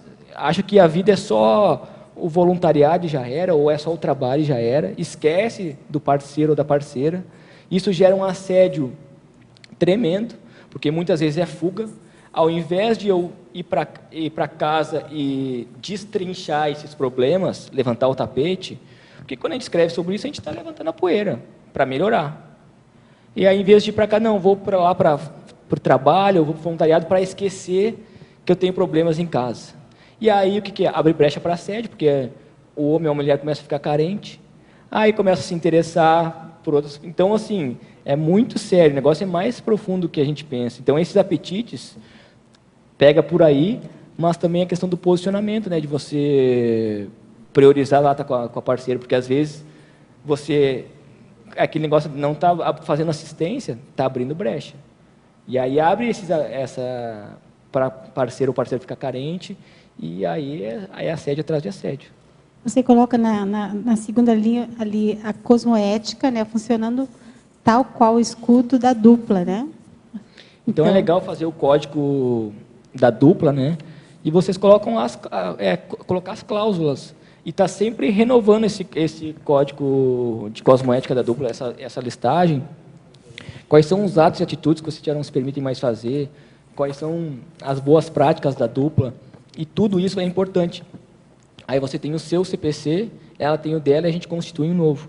Para essa cosmoética ser esse escudo da consciência, porque imagina, a gente fez a blindagem na alcova, que é importante fazer todos os dias, manter essa blindagem. Aí, por eu ter algum escondimento com ela ou ela comigo, eu começo a pensionizar alguma coisa. Porque eu não consegui falar e começo lá. Isso aí é uma intrusão direta de consciência assediadora.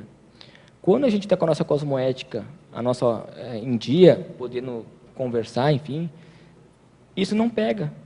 Porque sabe que tem essa barreira mesmo. Porque se um está vulnerável, um está abrindo brecha, aí dá errado. Por isso que não adianta só o trabalho energético. Tem que ter essa conversa, tem que ter essa interconfiança. Tenepsistas? Sim. Nós dois somos tenepsistas. E na crescendologia, você consegue esclarecer melhor o crescendo nosográfico da imposição ao dogma? Como é que é? Como é que ocorre isso na prática? Crescendo, imposição, dogma. Porque você quer impor o seu ponto de vista para outra pessoa. Você acha que a sua ideia é melhor que a dela. É a competição. Não, porque é assim, porque não sei o quê. E aí vai virando esse dogma. A pessoa é dogmática. Ela só mudou o paradigma, né? quer dizer, ela procurou, ela disse no papel que mudou o paradigma, mas não mudou na prática, porque ela sai da religião, começa a estudar Conscienciologia, mas ela o paradigma dela, o traço religioso dela continua. Então, ela é o dogma, é o dogmático, né? A pessoa religiosa aí, usando as mesmas ferramentas, só que agora com outra abordagem. Vamos continuar com São Paulo. Para a fatologia, explicite, por favor, a descablagem de antigos amores de retrovidas, possibilitando a vivência da dupla. Então, aqui, a gente deu uma comentada sobre isso. Às vezes tem consciex que estão lá presentes por essas brechas que a pessoa pode abrir. Tem lá aquele companheiro do passado que dessomou a vidas e está lá ainda importunando. E aí a gente vê muita gente que não sabe por que não está dando certo o relacionamento, mas aí tem uma consciência assediando essa pessoa. E aí ela precisa se posicionar, fazer dar certo. Aí que entra a questão da concessão. Se você continuar, a gente costuma perguntar muito para as pessoas, você está satisfeito com os resultados que você vem obtendo na sua ProEx, na sua vida? Aí, normalmente não, porque a pessoa está sofrendo com alguma coisa. Nesse caso do relacionamento. Então, você acha que fazendo as mesmas atitudes vai mudar alguma coisa, os resultados? Aí não, então tem que começar a mudar. Então, o que precisa fazer começar para mudar? Poxa, se eu percebi que tem uma consciex lá que está me assediando, eu vou começar a trabalhar mais com energia, vou mapear meus pensenes.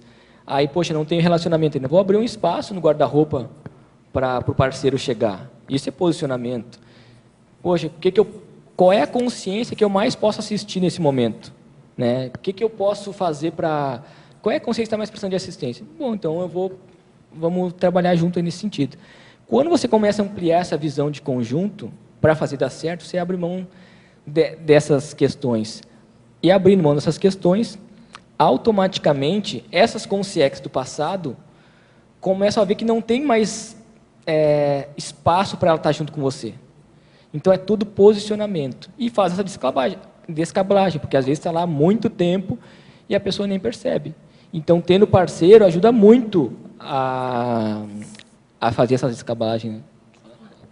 Eu queria fazer um comentário em relação a isso, que quem percebe, às vezes, esse processo aí de não consegue formar um casal, que está tendo dificuldade, e que é um contexto extrafísico mais complicado nesse sentido, se a pessoa está suspeitando disso, acho que o que pode ajudar é dar uma olhada nos bagulhos energéticos em casa e nos bagulhos pensênicos, porque às vezes a gente pensa alguma coisa que traz esse grupo, ou traz essa pessoa, evoca na hora, porque energia não tem lugar, né? Não tem tempo nem espaço. Então, só para colocar essa questão aí.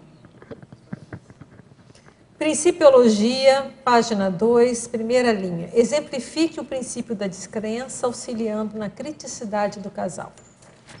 Então, aquilo que a gente falou, a gente está criando a gente está constituindo lá o relacionamento, às vezes a pessoa quer impor alguma coisa, e aí vem a questão da competição mais uma vez. Não, espera aí, vou avaliar. O que o outro está falando? Poxa, mas essa é a experiência da pessoa. Vou avaliar, tem sentido? Poxa, mas essa abordagem... Então, o princípio da descrença é fundamental em tudo. Às vezes, a gente vê muitas coisas sendo faladas e as pessoas não passam no filtro delas. Espera aí, como é que é isso? Vou procurar colocar em prática. Às vezes, só pega aquela informação e já tenta repassar sem, ao menos, colocar em prática. Porque é isso que a gente precisa, é vivenciar, né? Colocar em prática o negócio, aprender bem a teoria, mas colocar na prática todas as técnicas que a gente tem aí. E isso inclui também estar junto com o parceiro, enfim. Vamos para Londrina. Crescendologia. O crescendo cicatriz para cicatriz. Poderia comentar e exemplificar? Isso a gente tem que, com relação ao duplismo, ontem a gente colocou também a cicatriz para a cicatriz, mas em outro contexto.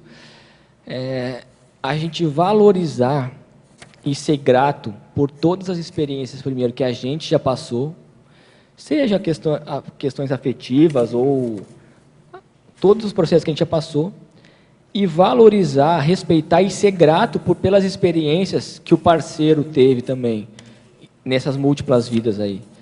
Porque isso tudo fez com que a gente chegasse aonde a gente está, exatamente onde está. Então, às vezes, as pessoas ficam, pois é, porque eu fiz isso no passado, e o parceiro ou a parceira, pois é, você fez isso mesmo, que coisa, e não sei o quê, é a questão da cobrança. Então, quando tem um respeito, isso tudo sai na diurese, você é grato por tudo que foi passado. Aí vem a questão da cicatriz, né? Então, alguma coisa que você fez, ou deixou de fazer, que se tornou aquela cicatriz, e futuramente se torna aquela paracicatriz, né? Que envolve o psicossoma. Antagonismologia, o antagonismo, machismo, feminismo. Poderia comentar? Por que é antagônico isso daí? Porque machismo é diferente de feminismo. O feminismo, ele preza pelos direitos iguais. O machismo mostra que o homem é superior à mulher. O que seria semelhante seria, se eu não me engano, o feminismo e o machismo. É feminismo, né? E o machismo. Então, é que as pessoas, o que acontece? Como está muito em moda, assim, as mulheres vão para a rua, então elas urinam em pé para mostrar e fazem um monte de atrocidades, assim, para mostrar que a mulher é superior ao homem. E isso é a questão desse feminismo. O feminismo seria essa igualdade, né? Então, por isso que eu coloquei esse antagonismo. E a nossa sociedade, em geral, é muito machista. A gente tem que também saber lidar com isso. Poxa, quais são as crenças que eu tenho que são limitantes, que estão me atrapalhando no desenvolvimento sadio da dupla? Fazendo um comentário nesse sentido, na nossa pesquisa, a gente pôde observar que eu também tinha muita coisa assim, de machismo, de achar que a mulher, que a gente tem que ficar, às vezes, meio... essa palavra é meio pesada, subjugada, mas assim, que a mulher, às vezes, ela não pode ter tá equivalente ao homem na mesma altura. Isso tem a ver com um monte de coisa, né, mesológica e de outras vidas.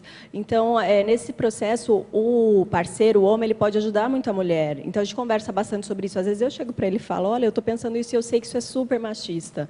Então, a gente conversa. Então, acho que a gente tem que se libertar disso cada vez mais, porque isso aprisiona, isso abafa a mulher, né? A gente tem essa sociedade machista. E aquela questão, por mais que são direitos iguais, são personalidades diferentes.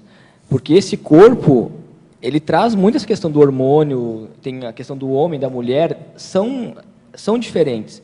E você tem que saber respeitar isso também. Não cabe do homem, então eu vou me... Claro, você tem que ter essa troca, enfim, se colocar a empatia, se colocar. Mas eu vejo que às vezes dá muito errado entre os casais, porque um tenta assumir, tenta fazer um papel assim, não, forçar uma barra, alguma coisa nesse sentido, né, de não, porque entre aspas assumir o papel de homem da relação.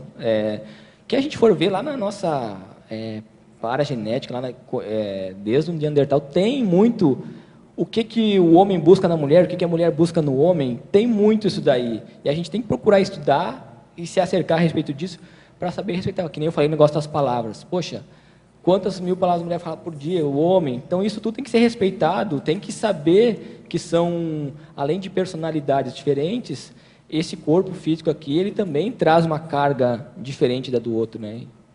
E aí, nesse sentido, nas coisas que a gente tem estudado e observado, até em outros casais que a gente conversa, aquela coisa, tem mulher que, às vezes, ela é o homem da relação, né? Ela está com o marido dela, mas ela é o homem da relação, então ela manda e tal. Então, a mulher também saber fazer o papel dela de mulher, porque a mulher, ela recebe, né, de uma maneira, assim, digamos, biológica, e o homem é o que leva a fazer, né? O homem, ele é o que chega, a mulher é a que está recebendo. Então, sempre teve esse processo também que o homem, ele que caça, ele que busca, ele que... O processo até da sedução, de conhecer um ao outro, isso existe, isso é da natureza, isso acontece. Então, assim, a gente procurar respeitar isso também. Ela é uma mulher, ela é um homem, e trabalhar isso juntos até mesmo para desenvolver mais. O lado feminino veio no ginossoma, então tem que ser feminina, vai ajudar, vai melhorar até a assistência. E pronto. E isso tem muito a ver com essa questão entre quatro paredes mesmo, né? Que às vezes... Claro, no dia a dia, enfim, a gente fala muito sobre isso, a questão de... E está tudo certo, é igual, enfim. Agora, entre quatro paredes que a gente vê muito que dá esses problemas por conta disso. Então, cada um vai ter que avaliar, estudar, né, sobre isso para ver aonde que está pegando. Maniologia, página 3. A mania de não dar feedbacks. Poderia comentar como isso afeta a dupla? Isso é fundamental, porque se alguma coisa... eu estou desconfortável com alguma coisa, ou ela está desconfortável, e eu não falo, eu não exponho, Isso vai criando aquele efeito bola de neve. Aí vai acumulando até o ponto que uma coisinha, uma poeirinha, que poderia ser resolvida em 2 minutos, estoura todo o relacionamento, porque não teve essa conversa, não teve essa troca. Então, isso é fundamental. O que vemos hoje em dia é a formação de casais que têm afinidades ligadas a tradições antigas, como casar em igrejas, fazer festas, filhos batizados. Essas atitudes fazem parte das coleiras do ego da Socim? Sim, com certeza. Se a gente for estudar a história dos casamentos, vai ver que era tudo uma manipulação. Então, a filha do fulano de tal casava com outro para juntar as posses e ambas as famílias se fortalecerem. E até acho interessante ver aquele seriado Os Borgias, que tem no Netflix até, que mostra bem esse contexto. Então, era o Papa com um monte de... com esposa, com amante, aí ele, para fortalecer a igreja, ele queria casar a filha. E, então, assim, o que tem de interprisão nessa história é muito séria.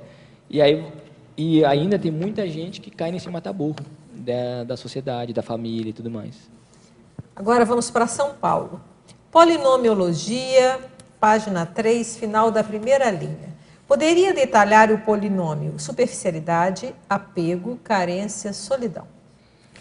Então, essa superficialidade, ela começa quando a pessoa ela não quer aprofundar nela mesma e automaticamente no relacionamento. Então, a vivência dela assim, é muito do status, né? E não tem aquela profundidade. Então, isso é muito importante, essa questão de você aprofundar mesmo. Você ficar apegado às suas ideias, você não quer abrir mão do seu modo de pensar, do seu ego e tudo mais. Automaticamente você é carente, porque você não consegue constituir um relacionamento afetivo que dirá uma dupla. E a pessoa é carentão, né? Está sempre despejando energia para todos os lados. E é solidão, porque daí a pessoa chega lá, poxa, fico muito pensando aquelas, sei lá, pessoas mais velhas, enfim, que não conseguiram se posicionar com a questão do relacionamento, por essas questões das carências, e elas são sós, né? São solitárias. É uma sensação muito desconfortável a pessoa se sentir sozinha, porque primeiro, a gente nunca está sozinho, a gente sempre está com a gente mesmo. Se a gente começa a aprofundar na autopesquisa, a gente vai ver no mito do amor romântico que não é a metade da laranja, são 2 laranjas inteiras que se juntam para assistir uma outra e assistir mais pessoas. Então você vai ver que você nunca está sozinho, mas essa troca, essa parceria evolutiva é fundamental para evitar todo esse polinômio aí que a gente falou. Paradoxologia na página 3. Poderia expandir o paradoxo de escolher o duplista, considerando aquele mais necessitado de assistência? Sim, então também entra nessa questão do mito, porque às vezes a gente pensa em que vai chegar alguém, não, eu vou vou namorar com um serenão, e não é assim, a gente tem que procurar, poxa, qual é a pessoa que está precisando de assistência nesse momento, o que eu posso ajudá-la nesse momento, e ela me ajudar, e assim tem essa troca, porque daí elimina essa condição social do status pelo status, e o que vai acontecer com isso. E quando a gente aprofunda nisso, vê que o duplismo é muito mais embaixo. Aí o buraco é muito mais embaixo nessa questão da evolução.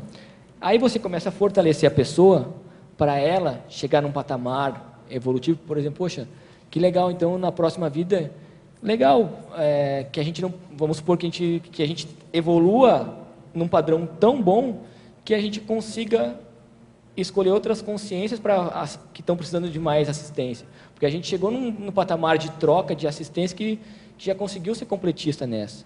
Claro que, enfim, cada caso é um caso, tem que ser avaliado, mas aí você começa a ter muita gratidão por todo esse processo aí, né?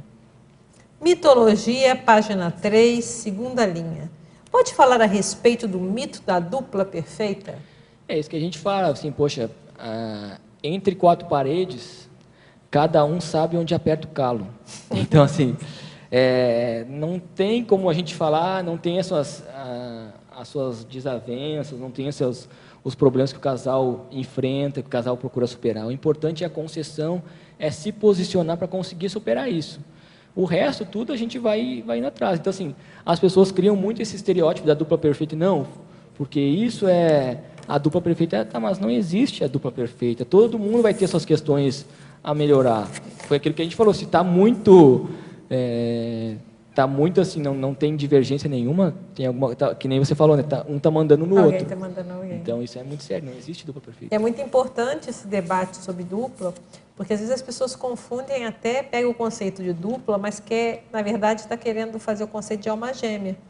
Então, eu já vi uma vez, me perguntaram num curso, sem entender, a pessoa ficava assim, não, mas como é que encontra a dupla? Aí tá, respondi depois, mas a dupla. Eu falei, peraí. Aí a gente foi puxando, a pessoa estava imaginando que havia a dupla no universo. E ela tinha sabido onde é que estava a dupla. Quer dizer, nada mais é do que o mito da alma gêmea, de ter a metade da laranja em algum lugar. Porque eu acho que, se não me engano, a pessoa perguntou assim, não, mas se a dupla estiver no extrafísico, não sei o que. Eu falei, aí você vai puxando, você vê o conceito, era o conceito de alma gêmea. Então é importante esse debate para esclarecer. Porque aí gera uma frustração, que é de a metade. Né? E não só isso, além de ter essa perspectiva de onde está, que é um só, ou uma só parceiro ou parceira, e ainda vem essa ideia de que na hora que chegar vai ter que ser perfeito, porque é o parceiro ou a parceira. E não vai ser, porque são pessoas diferentes.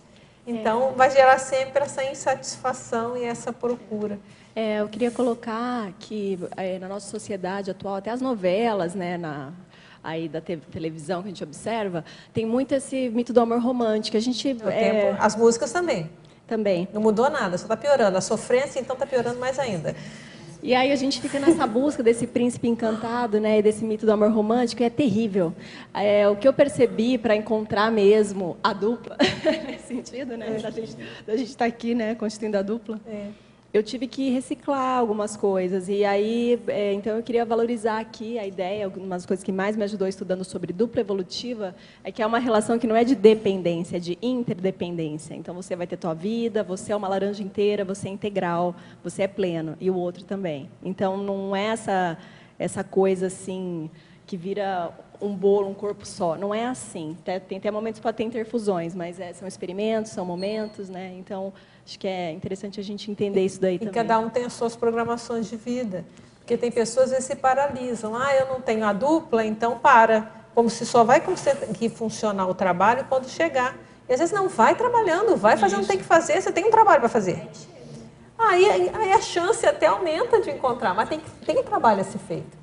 Né? Então, e cada um tem o seu, não dá para falar assim. Pode ser até que a dupla tenha algumas coisas em comuns, mas, em tese, você vai responder pelo que você tem o compromisso, e o outro tem um compromisso. Então, tá sem dupla, vai trabalhando, não tem muito trabalho para fazer, não é isso? E se vier lucro, vai aumentar, vai ter o sinergismo, vai favorecer, óbvio que vai favorecer, né? Mas não paralisar, né?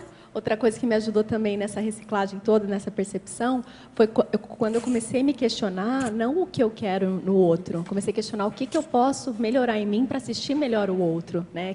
Que tipo de pessoa que eu posso assistir mais? Aí você começa a encontrar o teu público de assistência, a pessoa que você começa a aproximar aquele que faz sentido, né? Pode ir. Gabriel, queria que você comentasse ali essa parte, que é a parte da questionologia ali, que essa é a provocação para o... Né? Eu gostaria que você ampliasse a respeito disso. Você, leitor ou leitora, avalia a teática pessoal em prol do duplismo? Promoveu concessão duplista em algum momento da vida intrafísica? Quais são os resultados assistenciais advindos dessa atitude? Então, é aquela questão que a gente está falando do posicionamento. Não adianta eu saber tudo, decorar o Projeciologia, os 700, todas, se eu não estou colocando o paradigma na prática. E colocar isso em prática é fazer essas concessões e se posicionar em prol do duplismo. E isso é muito sério, é querer ajudar a outra consciência, ambas se ajudarem para ajudar mais pessoas, mais consciência. Então, quando a pessoa não consegue nem ajudar uma, quem dirá vai conseguir ajudar mais, né? Aquilo que a gente falou no início. Aí vem a questão, quais são as concessões que você está fazendo? Porque, às vezes, a pessoa, eu não preciso fazer concessão, porque está tudo certo, mas não identifica que o parceiro ou a parceira estão sofrendo, estão com as dificuldades, que não tem espaço para abrir, justamente por essa questão, porque o homem é o soberano, e, não sei, e aí a questão do machismo, e as mulheres ficam aí sofrendo com isso, não conseguem trazer, não conseguem expor, e não tem concessão nesse caso aí. E aí, então, é por isso que vem essa pergunta. E aí, o mais importante de tudo, quais são os resultados assistenciais? Porque não adianta você falar que tem dupla, que não sei o quê, se na prática da assistência não está ocorrendo. Como é que está a assistência em casa? Está existindo?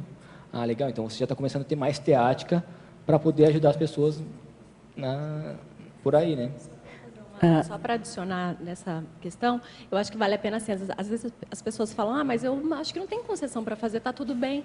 Aí uma dica, sempre tem concessão. Então, uma dica é chegar no parceiro ou na parceira e perguntar, tem alguma coisa que você gostaria de fazer e que você não conseguiu realizar, que eu posso te ajudar? E é uma dica para começar a procurar alguma coisa para fazer. Só no encaminhamento aqui, a minha pergunta é a seguinte, tanto para você, quanto para você também tem experiência de dupla evolutiva, me parece que também, né, porque o pessoal fala, mas como é que eu vou aplicar técnicas se eu não tenho parceiro ou não tenho a parceira, né? E como é que entra? Eu entendo que pode entrar aí é a questão das autoconcessões, né? Se a pessoa não abre mão de nada, né, em relação a princípios, a posturas, me parece que a coisa deve começar por aí. Não sei o que vocês poderiam ampliar sobre isso aí, as autoconcessões. Bem, não sei se eu entendi a pergunta. Eu vejo mais sério o seguinte, se a pessoa não tem parceiro e ela quer arranjar, esteja aberta, mas não se paralise. Tem muito trabalho para fazer, entende? Então, vai trabalhando, vai se investindo, e aí a pessoa está aberta, e não está aberto, se aparecer, estou aqui, tá? Mas vai trabalhando. Então, e esse trabalho dela vai exigir as reciclagens necessárias, porque se você está trabalhando fazendo assistência, você está se colocando desafios. Se colocando desafios, eles vão também requerer reciclagens, não é isso? E a coisa vai indo. Então, tem a chance de aparecer, e se não aparecer, também você fez o trabalho. O trabalho está feito. Então, eu acho que é mais por aí, sabe? Porque, na minha experiência, eu vejo muita gente, às vezes, paralisada, ou se paralisando, às vezes querendo uma coisa ideal, como se aí que a coisa vai começar. Não, começa, vai, e aí, e ficando aberto também, né? Aberto, aí entra também as concessões, né? Relação é concessão o tempo todo. Ninguém vai encontrar alguém perfeito que não vai ter... Não existe isso. Né? As pessoas vão crescer juntas, vão lapidando as arestas, e a aprendizagem que eu acho muito séria na dupla é justamente essa, porque a pessoa que está lá com você o tempo todo. É um convívio, né, maciço. E ali não dá para você esconder quem você é dessa pessoa. Então é ali que as coisas você vai aprendendo a fazer concessão, vai aprendendo vai ser muitas vezes o parceiro. Eu sempre falo isso, né? Do parceiro da dupla é que eu espero a maior sinceridade. Então, até para me falar, você está pisando na bola aqui, entende? Porque a pessoa que mais te conhece, e realmente é de onde eu espero a maior sinceridade. E é onde eu procuro também ter a maior sinceridade. Então, agora isso, você vai aprender na relação, mas as relações afetivas são muitas, né? Você pode criar também uma relação positiva, no caso da família, filha, irmãos, com outras pessoas também. Então, eu vejo que esse exercício é importante. E dá para se treinar também com outros parceiros, né? Assim, estou falando com amigos, enquanto a dupla não aparece. Né? Já foi a pergunta? Então, tem mais umas aqui, que é, favor comentar a frase enfática. Para finalizar, está bem fechado. Então, a concessão duplista exige ortoposicionamento e comprometimento do casal, de fato, predisposto a dinamizar a interassistência e atingir o complexo, além de facilitar a desperticidade. Então, isso é muito sério, é a questão da gente priorizar, ter esse ortoposicionamento, aquele posicionamento reto, em prol da dupla, em prol das concessões, e um ajudar o outro a atingir patamares evolutivos, porque a gente sabe quanta gente doente, quanta gente carente, precisando, menos maduras, precisando de assistência tem pelo cosmos aí. Tem muita assistência para ser feita. Então, se a gente tem uma relação, a gente se posiciona para isso, abre mão do ego, promove as concessões, automaticamente, e a gente tem aquela intenção de, poxa, vamos evoluir, vamos melhorar, automaticamente a gente vai convergindo para a nossa programação existencial e o objetivo aí, poxa, vamos atingir outros patamares de esperticidade e tudo mais. O que falta para a gente chegar nessa condição? Um vai ajudando o outro, mas é importante ter essa base, ter essa parceria, porque é esse laboratório. A dupla é um laboratóriozão que a gente tem aí para melhorar em muita coisa. Então, acho que é o mais sério disso. É a assistência mesmo. Muito bom. Obrigada, então, ao Gabriel por trazer esse tema. Eu acho que esse tema é muito importante da gente falar sobre ele, comentar sobre ele.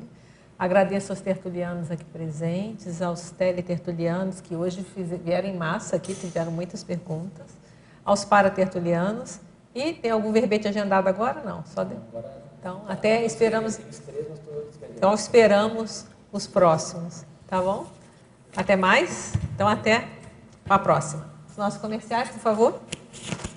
As pontuações da tertúlia de hoje são 26 assinaturas no livro de presença, 14 perguntas presenciais e 31 perguntas online. Teremos 4 recados. A Zilá, com o programa Verbetografia da Enciclosapiens, a Lauísa, com o curso Autorreestruturação Pensênica, a Nilma, com o acoplamentário, e a Marlene, com a técnica de mais um ano de vida.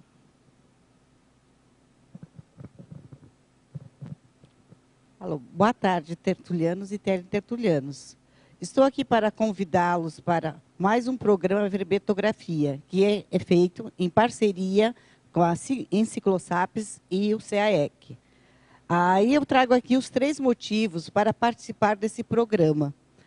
Entender a lógica e a estrutura da construção do verbete, participar da megagescom grupal da Conscienciologia, promover o auto e o heterodesassédio mental somático.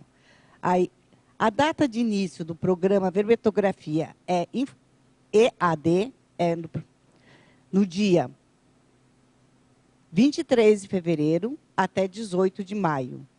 São a estrutura de 12 módulos semanais, todas as aulas online, mais aulas vídeo. Tá? E para entrar em contato, para saber informações e fazer suas inscrições, inscrições na recepção do CAEC pelo telefone 55 45 35 25 26 52 ou por um e-mail caec@caec.org e informações pelo contato enciclosapiens.org. Obrigada.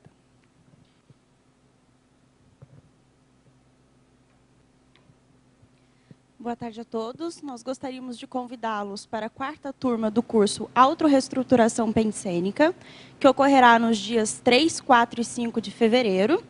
Os professores desse curso serão Cristina Aracaki, Malu Balona, Marcelo Silva, Marlene Koller e Roberta Almeida. Esse curso é interessante porque ele trabalha teoria e prática da autorreestruturação pensênica.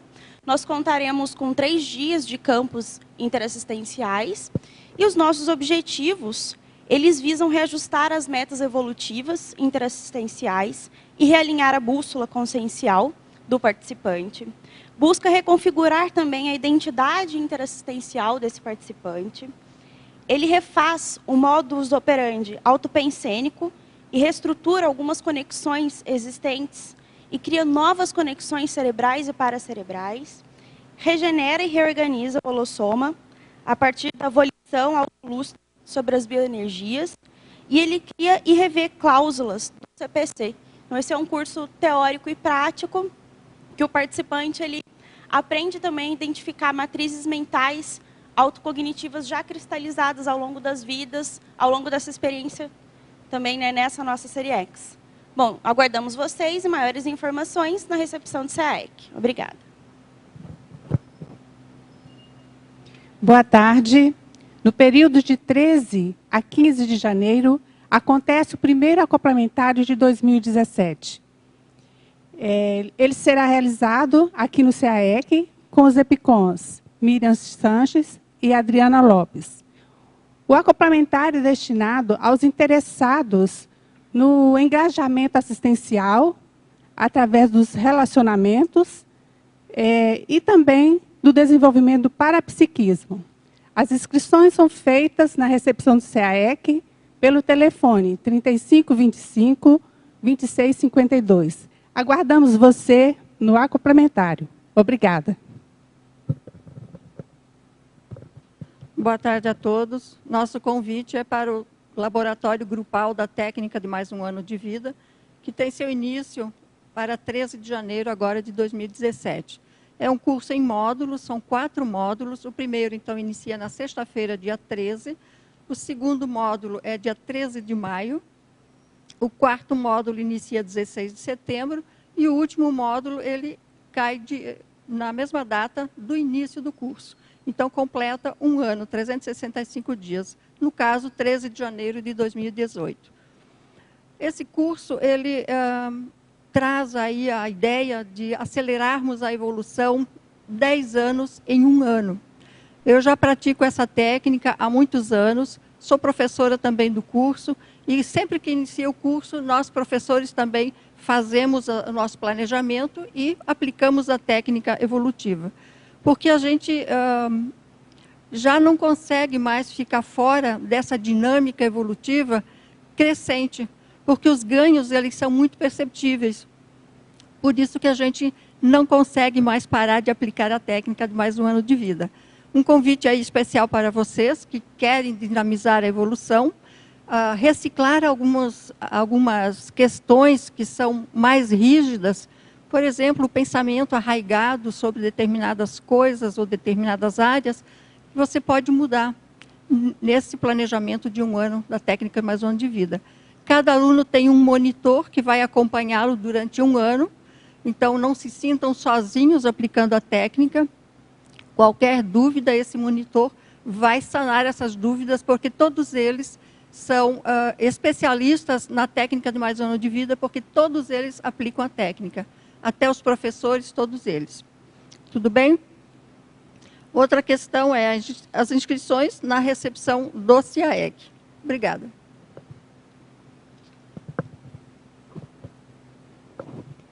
Para amanhã, teremos o verbete pseudo-isenção da responsabilidade intermissivista. A especialidade é a proexologia. O verbetógrafo é o professor Luiz Cláudio Cândido. Obrigada pela participação, desejamos uma boa tarde e até amanhã.